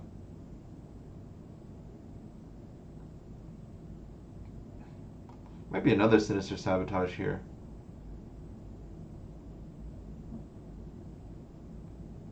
Okay. What? Why would you waste that card on this? Why would you waste your card right now? He's going to Vicious Rumors, that's why. So I think we just drop the Goreclaw and go for Vivian.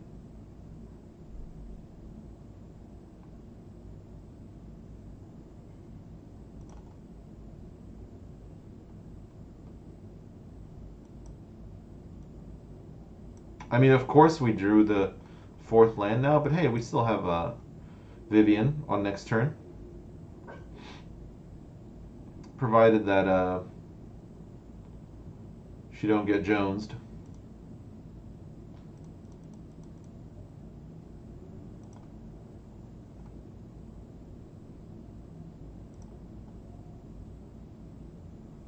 I think we play the Regisaur Alpha here. Vivian's too important to let her get countered right now because of the amount of flyers that he's playing. And if we get a 4-3 on the board, a 4 and a 3 on the board, that's fine. He might have a murder in his hand, and he's going to murder the Regisaur Alpha right now. So we lose haste on our 3-3, but that's not a big deal. Just means hindsight, Vivian was the better play.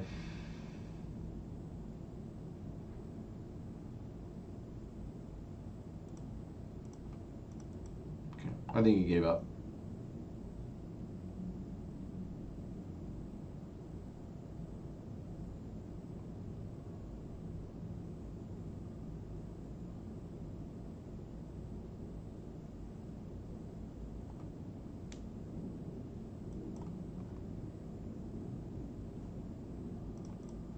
I don't need to attack with the Incubation Druid. Just in case he's running some weird shit. Maybe it's worth having. Oh shit, my title is wrong and I didn't even notice it. I'm so sorry. Yeah, I think he gave up. Do we have enough damage here? Nope, we're at 10. Whatever. I didn't even notice my stream has the wrong title and everything. Yeah, I feel bad for this guy. His deck is what? Why can't I play this? His deck is weird. It's running blue colors, but it's not doesn't have card draw. It's running black, but it doesn't have enough removal. Yeah. It's fine. Whatever. Good game. Guys, I'm so sorry. I didn't realize my tag on the stream was completely wrong. I should fix that right now. Saw CDPR. Okay. I am so sorry.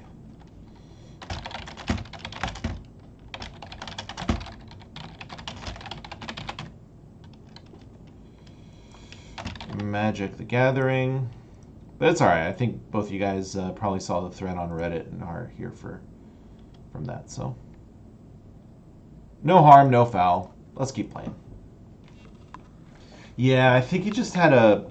Well, I think the other thing is, I think if you're running blue, you need to be running Chemist's Insight. Unless you have some other mode of card draw. Just, you shouldn't be in blue unless you have card draw. That's just the point of it. And it didn't look like he had any card draw. And he didn't have enough destroy spells. So he didn't have any way to protect his Thief of Sanity. This isn't great, but it's okay. If we manage to find a 3-drop next turn, that'd be great.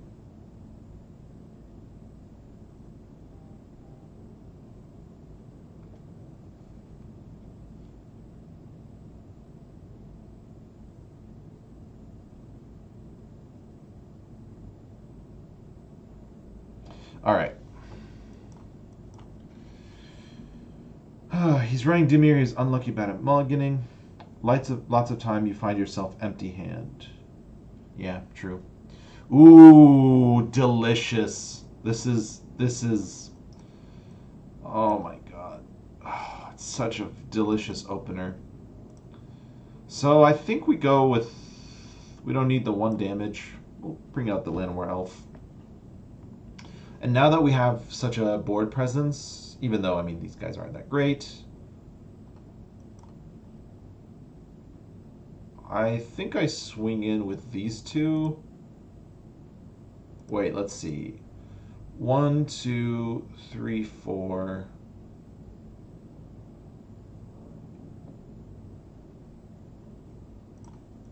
Can I get Galt out on this turn? Am I doing something wrong? No, I can't get Galt out on this turn. And that's how you beat mono blue, boys. Alright, that was nice. That was pretty nice.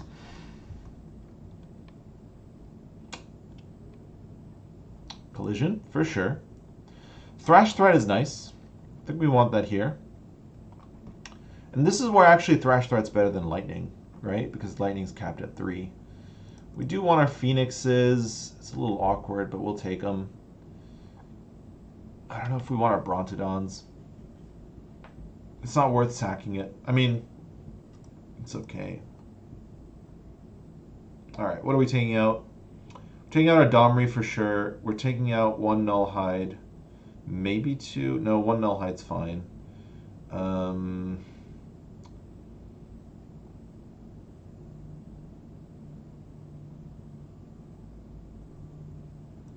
I'm taking out 1 Regisaur and 1 Galta. I don't think I need both of those. I want to keep most of my early game pressure. We have too many spells for 2 Nullhides. I don't think I need the Nullhide at all, actually. And we'll take out a Pelt Collector. The reason I don't think I need a Nullhide is because it can get chum blocked for days. And I've lost a lot of games getting chum blocked by like either of the Merfolk cards that are being played. Could take few hits and trade later, not knowing you have Galta next turn. Giving up is wrong. I don't know. I think giving up isn't necessarily wrong. Sometimes you just know when you've lost. I think that's fine. The problem is that I was on the play with a pretty nut draw, right? It was the definition of a nut draw. Um, I was able to take out his 1/1. I was able to curve. I was able to get a Galta on turn 3 or 4.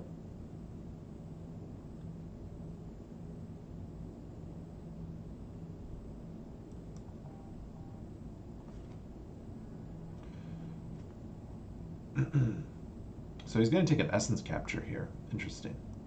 I think that's okay.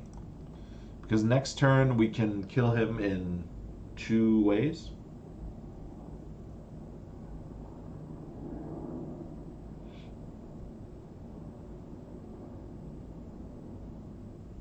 Okay, so he has a dive now. And so what we'll do is, no. No, you did not just do that. That is so rude. That is so rude. Alright, I think I want the branch walker here. Man, that is so rude. Do we take the... I think I'll just lava coil him here. And play the branch walker. To find our 5th land. We'll save this guy for a Tempest Djinn. I don't understand that line of play. Should have maybe played the branch walker first. Yeah, but I played lots of mono blue this 2 to 3 days. I mean, like 100 games. Wow, there's a lot of matches I won because green put Steel Leaf. Interesting.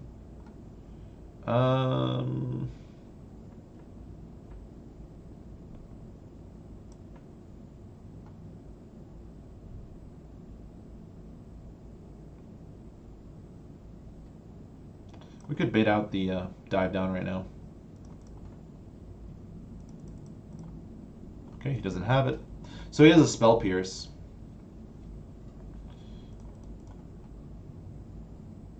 This matchup's not really going well for him. Enchanting Melody, Deep Freeze, okay. That is a delicious find. Don't think it's worth doing the threat component. Is he going to Essence Capture this? Okay. He's still pretty healthy though, so he doesn't have a dive down. He's got to find a creature. I think I'll burn his Spell Pierce here. I want the 4/4.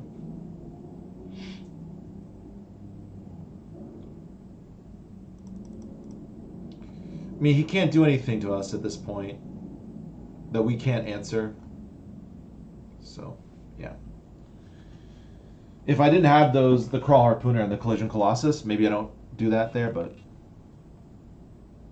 yeah, he definitely needs a crowded hand. I think that was so greedy for him to have played the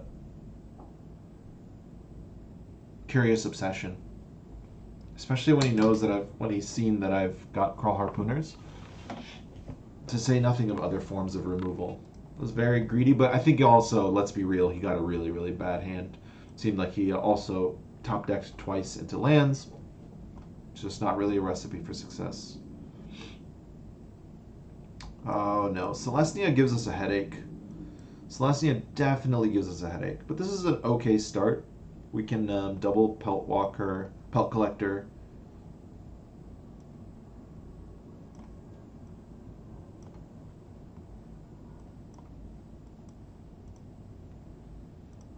I don't think we take the trade with Amara here. I don't know.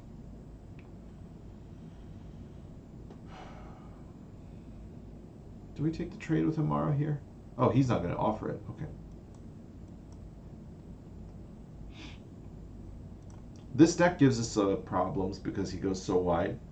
And we didn't find a 3-drop, which we would have played over the Rhythm of the Wild to keep ourselves a little healthier.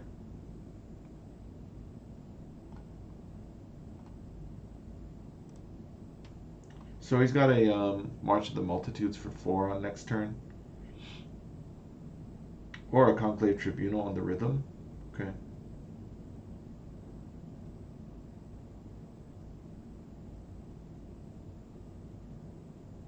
Okay. That's fine.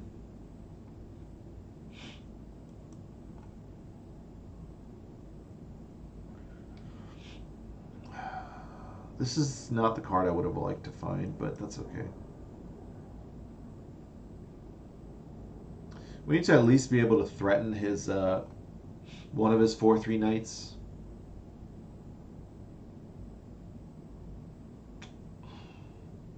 That hurts. Because next turn he gets a Trostani, and then we just can't deal with him. Wow, he's not swinging. So he's going to March of the Multitudes on this next turn. I'm surprised he didn't swing in there. Yeah, that's the most March of the Multitudes card setup I've ever seen when you shocked yourself for a land. March into Trostani, and we just don't have an answer for it.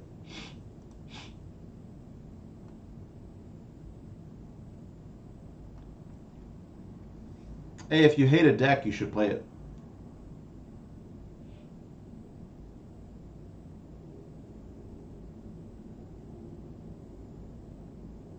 Six is pretty brutal.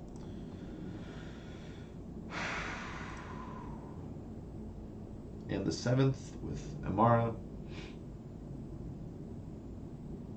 If he doesn't have another Tristani, that'd be good. Maybe it's worth playing a Fiery Cannonade in the sideboard if this, because War is going to have a lot of Celestia cards.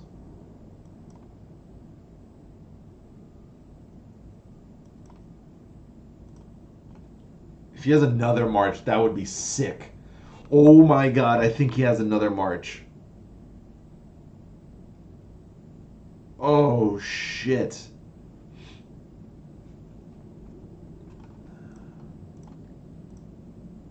Oh shit.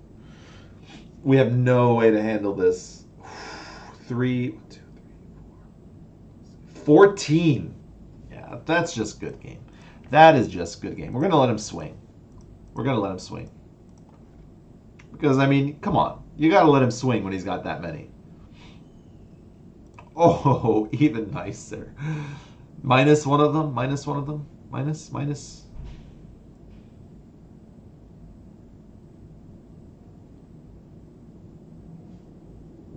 I love Celestia. I love any green decks, man. Green decks are love. Green decks are life.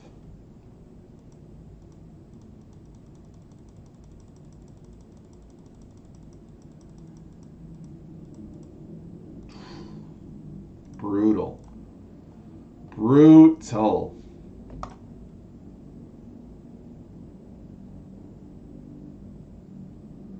That was awesome.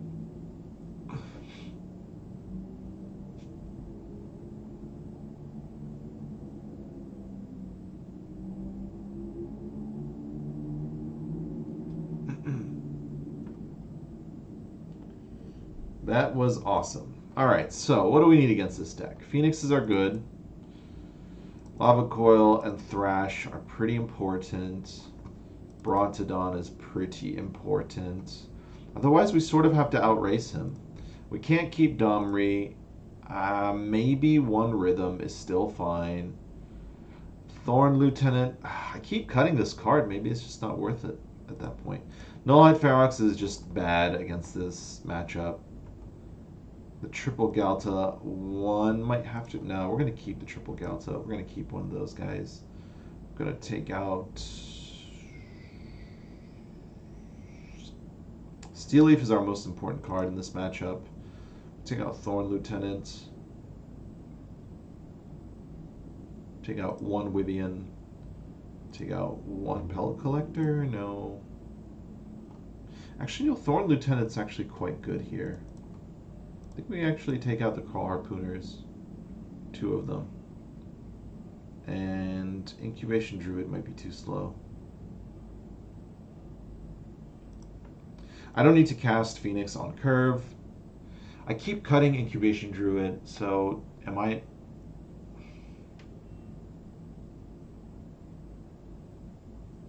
I don't know. There's definitely spots where this deck can be tweaked. Okay, this is a really good hand. It's a really good opener. We get to go Pellet Collector into Thorn Lieutenant, who can already block for us no matter what they throw. Cindervines, no. I think I need things that are on the board against Celestia. That's another good find.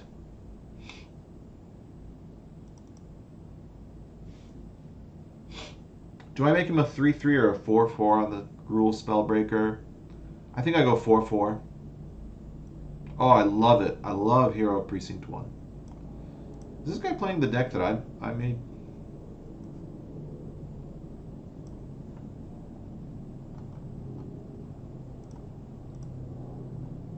Is this guy playing the deck that I made? The Naya deck that I made?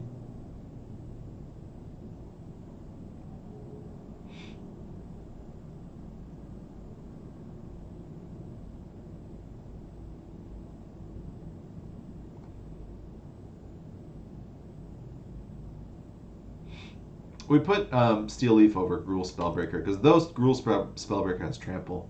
This guy just completely circumvents anything Hero Precinct 1 throws at him. Ah, there we go. So...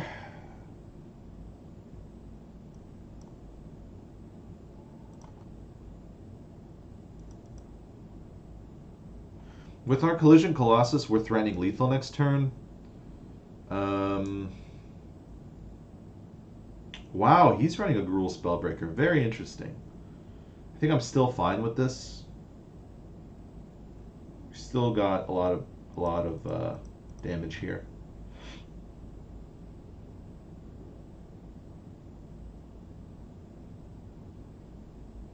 So is it correct to... yeah, this is awesome. This is a great block for us because he will survive. Take him down to 3. So long as he doesn't go land Trostani Discordant, I think we've got this game wrapped up. Yeah, nice. What do we need from this deck? What do we need this next turn? Crawl Harpooners, I think, can actually completely be removed. I don't think Crawl Harpooner is going to win me a game. Only way it does something is if we get it to Thrash Threat. We didn't see any flyers. We have one collision for that. I think we put back in one Nullhide Ferox, rounded out at 2. If we Gore Claw, that'd be pretty awesome. I think the Crawl Harpooner might... ah, fuck. Maybe I made a mistake taking the Crawl Harpooner out because he's an early Galta enabler. Okay.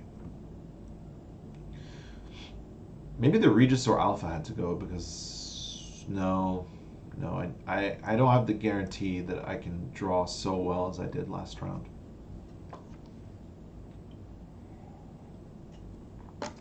Cindervine to save my big guys, or Vivian. They're not casting enough spells to maximize Cindervine's efficiency. So he's going to Conclave Tribunal me this next turn.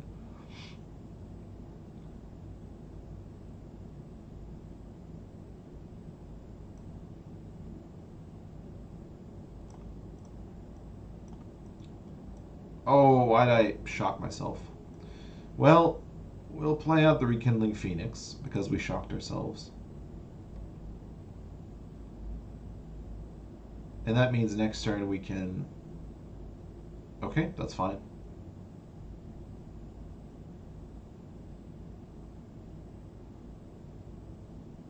Ooh, what a draw.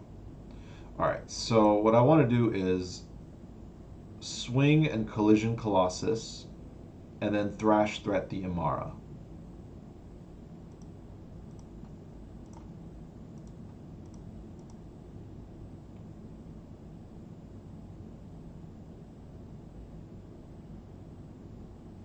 Or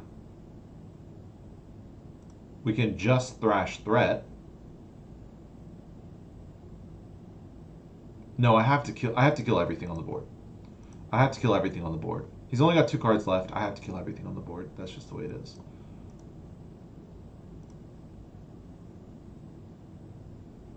So this gets 5 damage, 4. Then we Thrash Threat.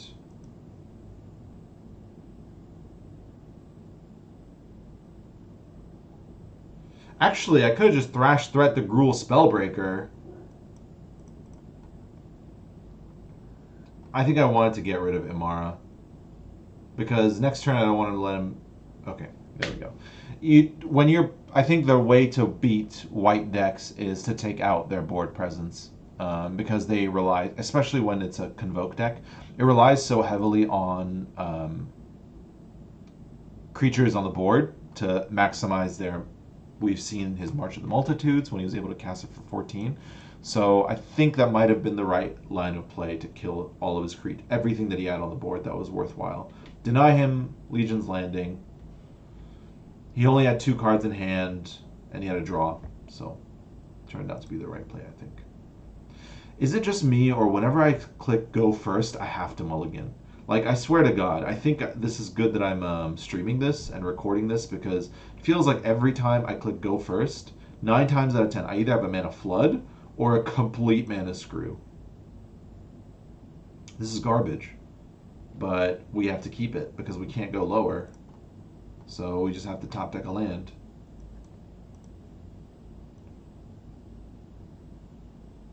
Oh, I played Private Joker before. I remember playing him before. What deck did he play? I don't know. Oh, God. Oh, God. He's a Nexus or Guildgate deck. We have a slow start. I'd be okay if this was a Llanowar Elf, so that we could have still potentially cast Rhythm next turn, but... Oh, I remember this guy. So he's running the mirror in the opposite direction. We're not blocking with him. I'll take the trade. He's going to swing in for 2 next turn. Oh man, why did I keep the hand? Especially with a... I mean, it didn't matter that it was a tap land. I don't know, man. I was hoping that with the Scry I could find a land on top, because I had a 1-drop and a 2-drop. It was very greedy.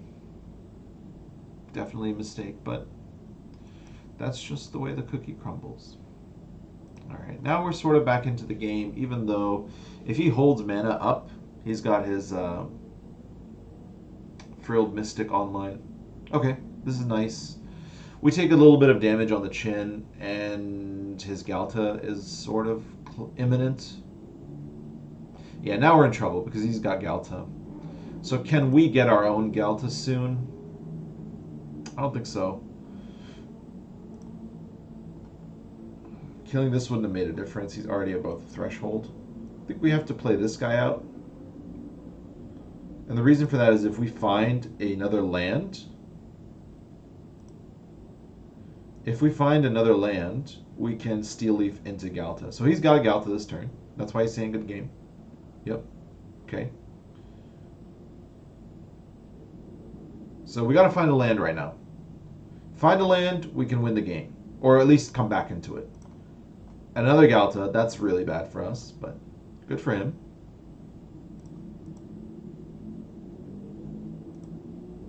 Take out this guy.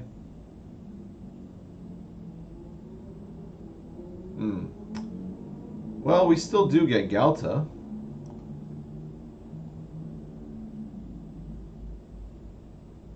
We take 5 damage next turn. We have to top deck another Galta, is what you're telling me? Okay. We can do it. So this has to block here, this has to block here, this has to block here. If we're taking 5, we're taking 4, whatever. It's not going to make a difference. And we might as well keep our Pellet Collector alive to get 2 procs, because that'll help us deal with the next Galta potentially.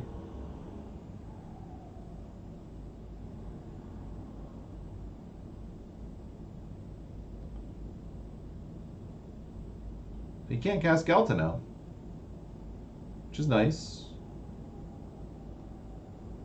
So we just got to stay as wide as he does. Okay, so he's got a Galta next turn. I need to go double land, Regisaur Alpha. There's 1 land. Gotta go Regisaur Alpha. We just gotta stay wide enough. We're losing our Incubation Druid if we play otherwise.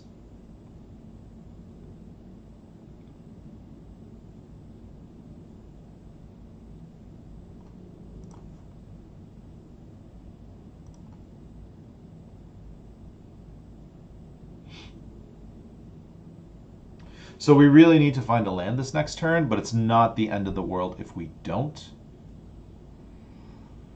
Because Incubation Druid can soak 2 damage from Galta. So we could put 3 blockers onto Galta. Okay, that hurts a bit, but it's not the end of the world. Frilled Mystic, when you see it, it's less effective.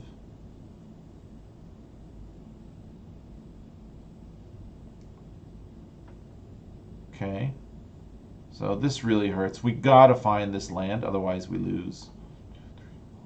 No, actually we lose either way. So we have to find a Galta of our own.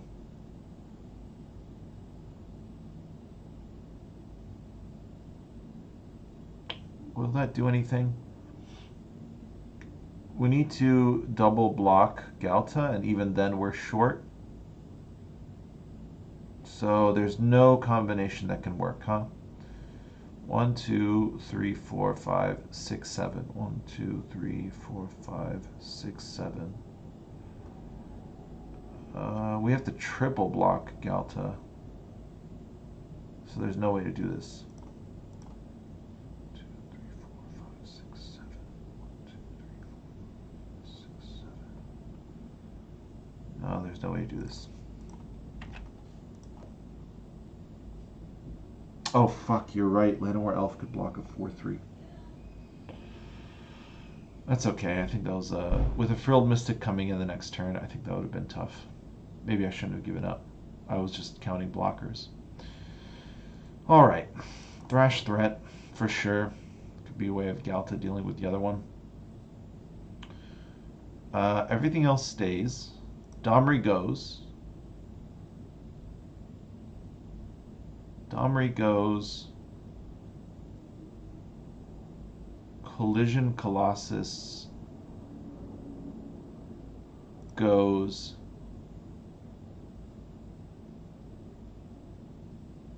One Vivian goes. One Phoenix in. I want a second Phoenix in here.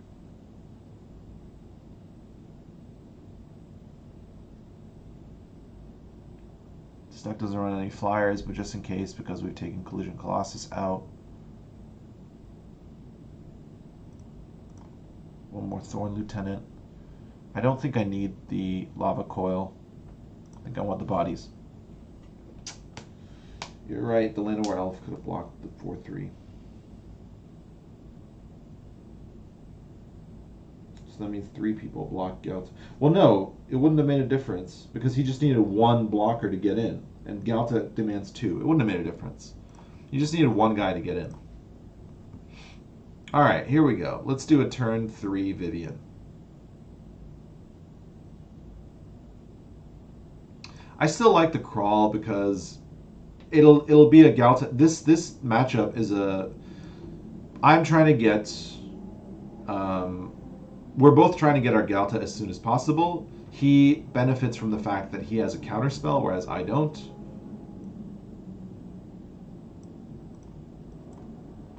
I don't need the 1 damage.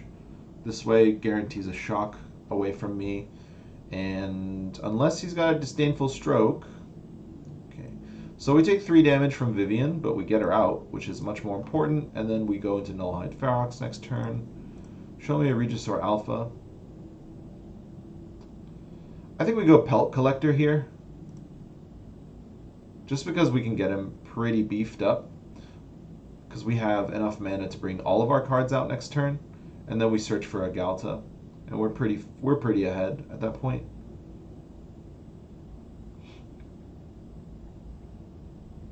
Okay, Jade Light.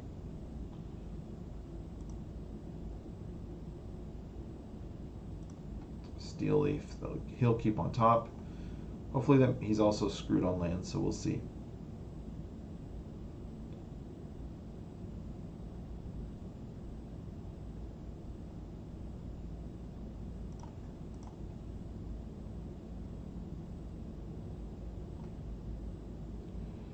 We could take the Phoenix here. Phoenix is actually amazing in this matchup.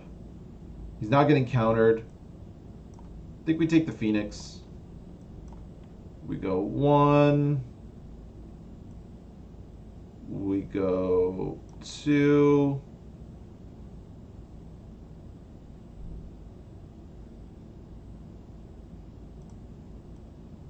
We go 3. Oh, fuck. Oh, fuck. Why am I so dumb? Why am I so dumb? That's fine. We'll play this guy out. Not the end of the world. That's fine. Pretty wide. Can protect Vivian. I think we'll find Galta next turn. 4, 5, 6. It's fine with me. That is an excellent find.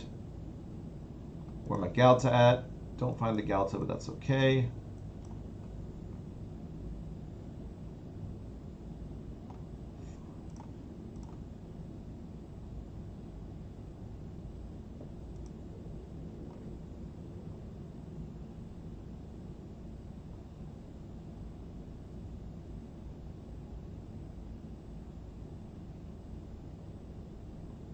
Maybe I'm playing too passive because I've now let him draw into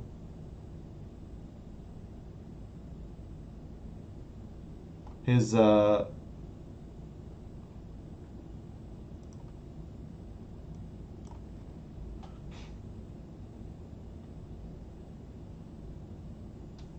Phoenix is more important to me. If he has a counter spell, he's countering the Nullhide Ferox. So we're just not going to play into this now. And we're going to swing in with this Pelt Collector.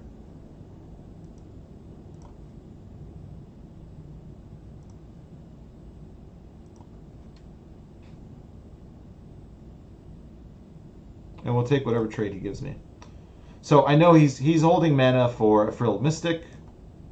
I don't need to play my Phoenix into it because this is a game winner in a deck that doesn't have a way to deal with flyers. That's one of the things. So now we're threatening Vivian. Okay, he doesn't have mana for it. We have double Phoenix this turn if we want. Does he have a Thrash threat? Oh, I was wondering if he did. Okay, let's find our own Galta here.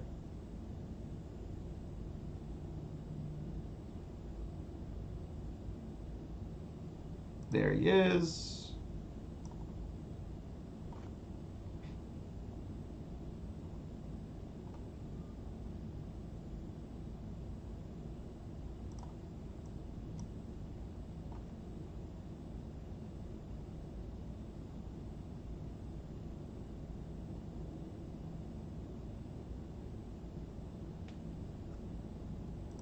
So even if he has a combat trick to deal with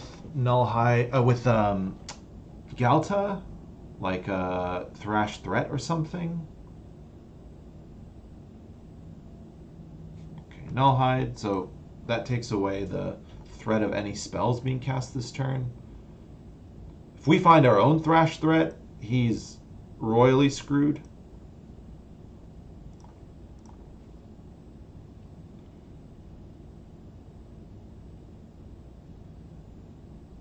I think we go land here.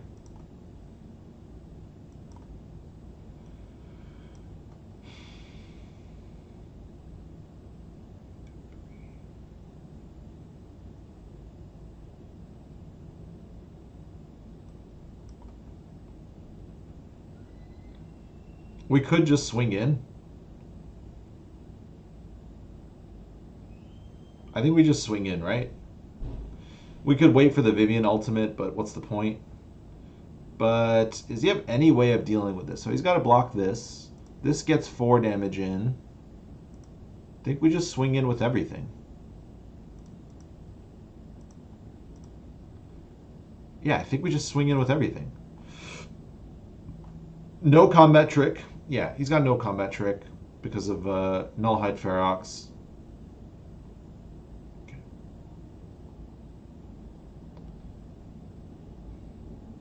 Don't think I want to bring the second Vivian in. We won because of... Yes, Vivian did sort of win me the game. But is it worth taking over the second Thorn Lieutenant? No, Thorn Lieutenant's an excellent late blocker. Over a Nullhide, would I take a second Vivian? Yes. Okay. Okay, that's fine.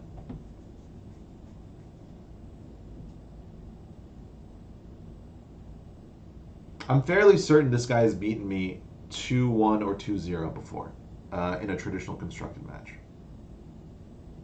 I'm like 90% certain that's happened.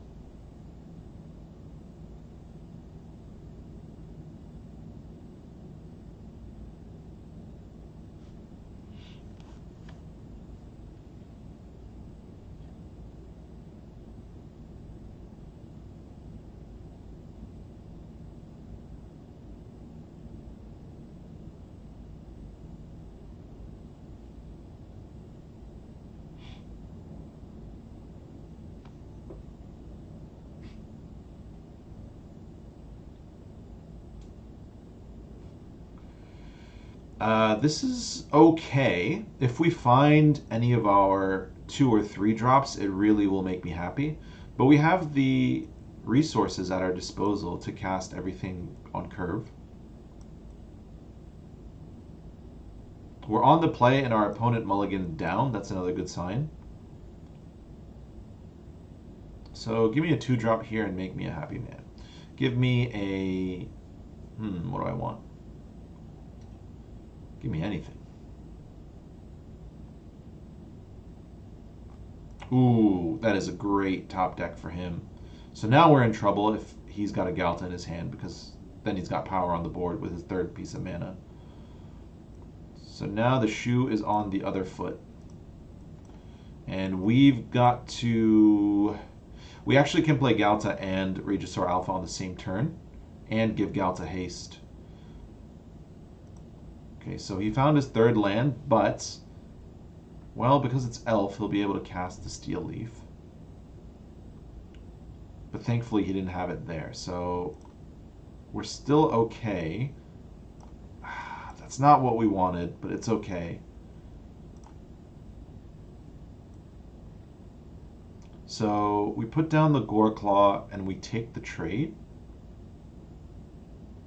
Actually, we can just kill him. We can just kill him in 2 turns. We're threatening lethal in 2 turns. So can we survive for 2 turns? I think I'll take this trade here. We'll take 6.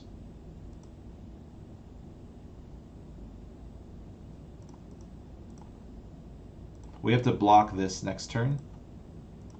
We have to block this next turn as a 2/2. Oh, actually, everything's foiled a bit because of his early pressure. Maybe might have been a turn where I could have blocked the 2/1. No, I don't think so. Crawl Harpooner, he can't Galta right now. So unfortunately, there's no way out of this scenario outside of doing this. Taking 5 damage isn't great. Taking 4 damage is fine. Yeah. Fortunately, we lose our Goreclaw, but we'll take the 3 damage here. We have our Regisaur, which is good.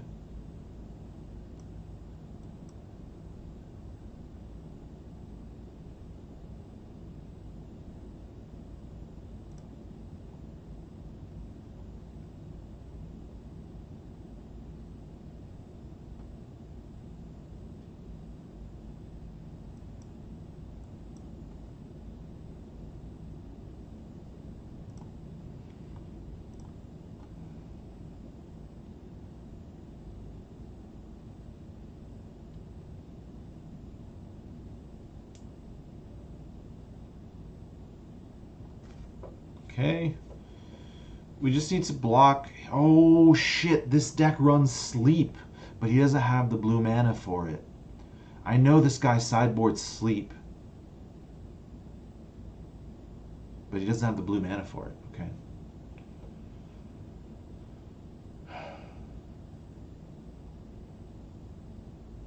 I think we got it. I think we got it.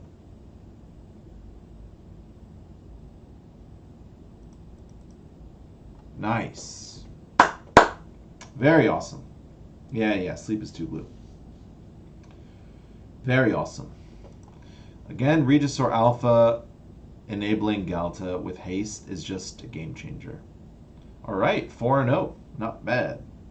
See, I told you, Z White, I told you this deck is strong as shit. Granted, you're not.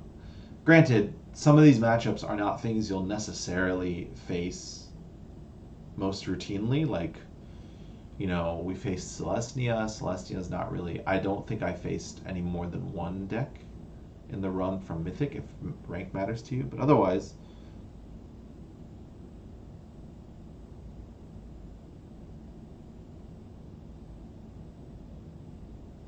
yeah, it does good, man. It does good.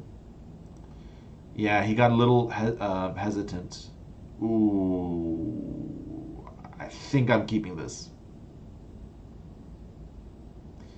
Let's see what we could do with a one land on the play. It's just we have too many of our good early drops, and we've been rewarded. Our greed has been rewarded. If he doesn't kill this right now, all right. So we have two options here. I think the better option is to Pelt Collector into Branch Walker. We need to find lands. If we find a red land here, we are in serious business.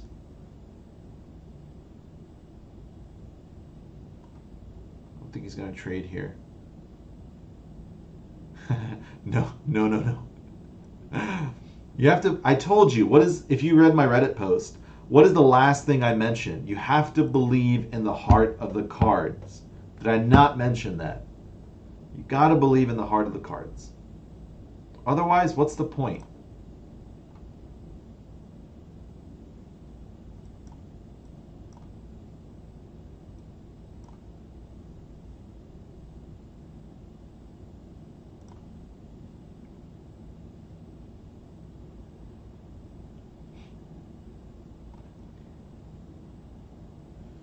So, oh, he's actually throwing in a Phoenix. Oh shit, he might have this game. We might lose this game. The reason being, he's got a. So is there any way we can threaten lethal right now? 4 blocks here. 4 blocks here.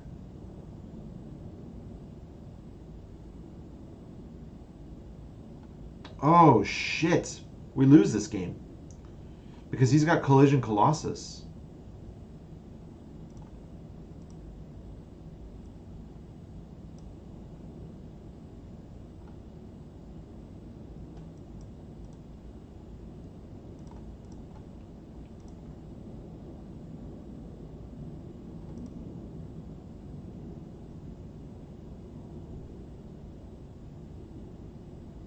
So if he blocks 1, we're at 20, so he's got to block.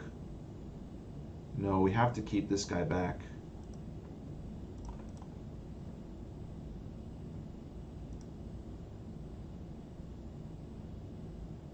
Shit, why did I attack with this guy?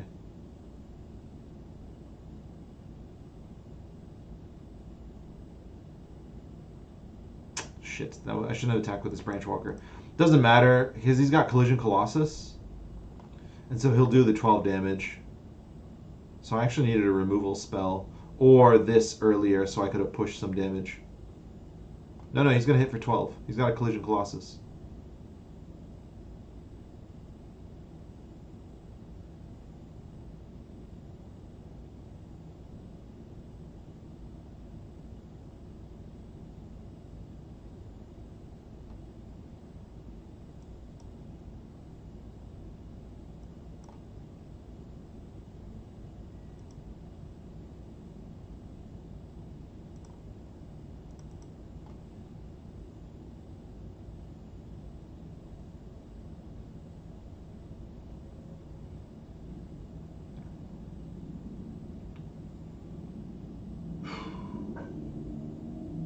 Please don't have a Thunder Strike. Nice. Woo. I guess I misread his hand. I really could have sworn he was, the way he was attacking with a Phoenix when Galta is staring you down. That's weird, right? Because that deck runs Collision Colossus, so. I think we had lethal even without that branch walker. So, all right. So we definitely need lava coil. Thrash threat. Okay. We want our own phoenixes. And does he run Skargan Hellkite? We had the Crawl Harpooners for Skargan Hellkite. Brontodon's not really worth it. Alright, what do we cut? We cut Rhythm. We cut Domri. Nullhide's quite good here. We cut the Thorn Lieutenant. It's not really going to do anything. We cut Druid. I don't think we cut Druid this game. We'll cut one Nullhide, even though it's quite good. Do I cut the Druid or a Nullhide or a Pelt Collector?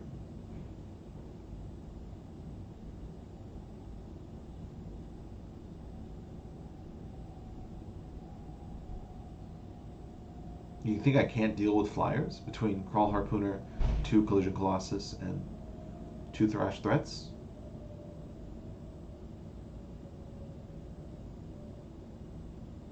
I mean, I deal with flyers by outracing him. Fast kill with big guys. So maybe the Crawl Harpooner should have stayed. But I'm sorry, the Nullhide Ferox should have stayed. I think I still got 2 Nullhide Feroxes, but I'm running so many spells.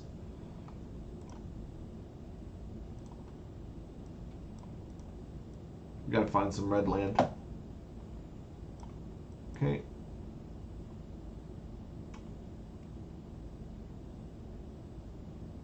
We're not going to cast this Rekindling Phoenix anytime soon. But hey, that's a pretty good card.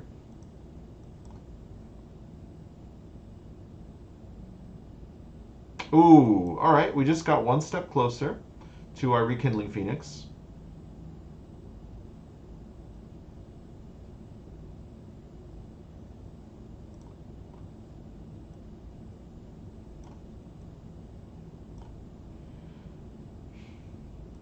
I don't think we expose the null. So if he's got a lava coil, he's going to be tempted to cast it here. So I don't think we expose our Phoenix to the lava coil. Yeah, there's the lava coil. Okay. And we also didn't shock ourselves, which is nice.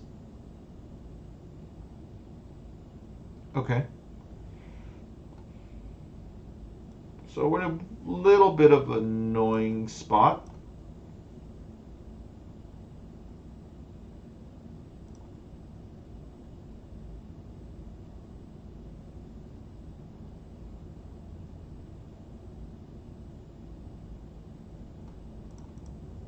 I think we have to take the trade here.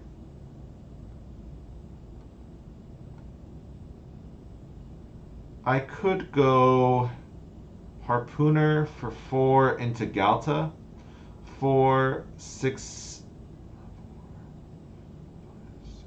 No, sorry. 5, 8, 9, 10, 11.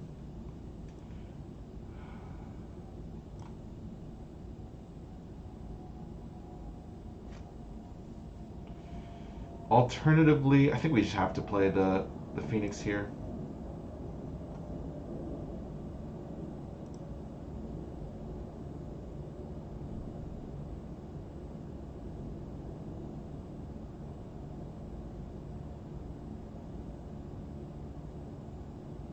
Because we have Galta, I think we trade. But if he's got... If he's got a Chain Whirler, he ruins this. Let's see. Let's see what he's got.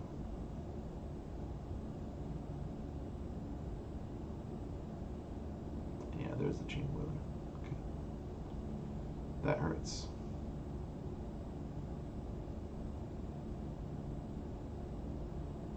Well, that's really nice.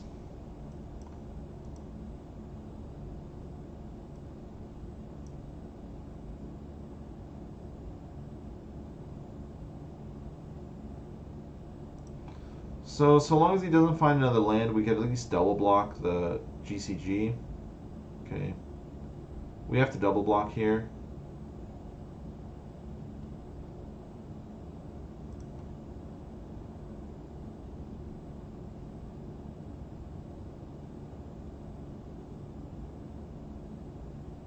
Does he have a Thunder Strike? Shock, okay. That's annoying, so we have to take 7 here.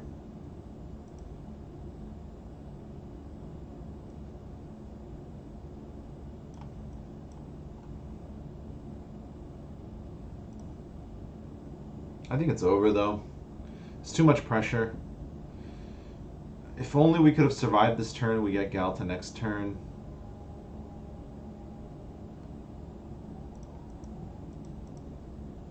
He's got another Chain Whirler. Or a Collision Colossus. Yeah. Maybe I should have played the Regisaur Alpha instead of the Phoenix.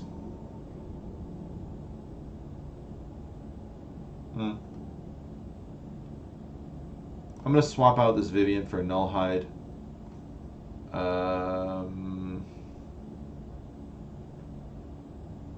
And I'm going to put in a Thorn Lieutenant over this Incubation Druid. Yeah, going big fast applies.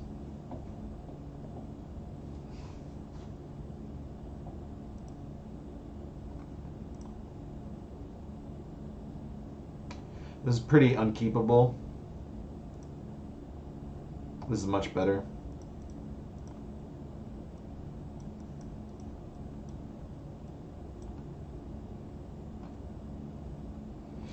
Hopefully we can find a land and avoid shocking ourselves. That'd be nice.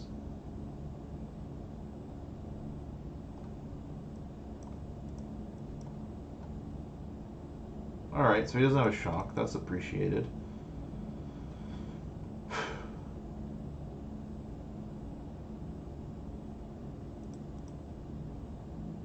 He's got a Thunder Strike here on the Protector. Collector, sorry, not Protector. That's okay. Unfortunately, it would have been really nice to play the Steel Leaf that turn, but not the worst case in the world.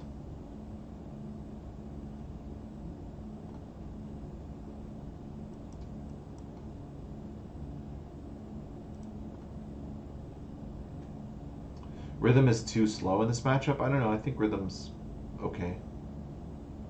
I don't think he has a shock. I don't think he's drawn into a shock.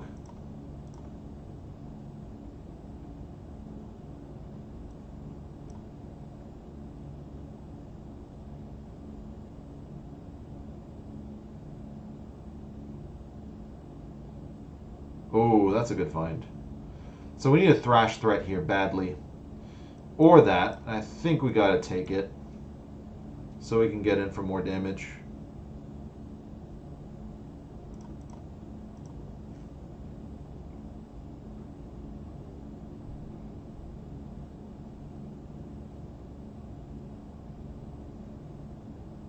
Fortunately, we would have loved to have this Regisaur be a land, but yeah, there we go. All right, there we go. I don't know, man. I really like Rhythm. You're right to suggest that it's slow, but I think because of this matchup being swingy, I think it works fine. All right, that was oh, there's no, not Blood Sun. You want Alpine Moon. So we got 6 rares out of our open packs, but obviously they're rares that don't matter because MTG decides to only give you Ixalan and Rivals rares. So yeah, such is life. But otherwise, hey man, I hope you appreciated seeing the deck in action.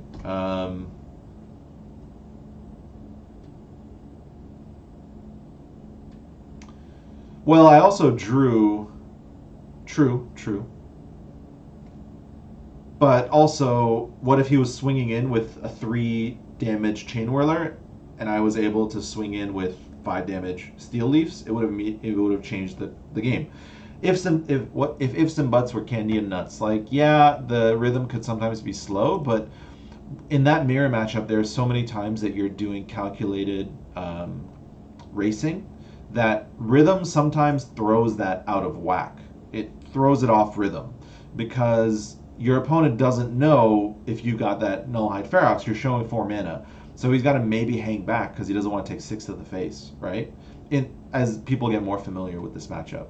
Or the obvious hasted Galta being the absolute worst. So I don't know. I don't think I ever like taking all my rhythms out, with exception to red, that not only has creatures but has burn spells too. So that's the only matchup I think I would take both rhythms out. But anyway, that's it for me, man. That was enough gaming for one day. What time does the season end? Oh, season ends in 6 days. Oh, that's plenty of time to try to get to the top 1K or whatever. Thanks for tuning in, man. I hope this was informative or helpful to see how the deck operates. I'll post the VOD up. Not sure if I'll post it on YouTube, but I'll at least post the Twitch link to the thread for those that might be interested. Maybe I'll post it to YouTube as well. Thanks for tuning in.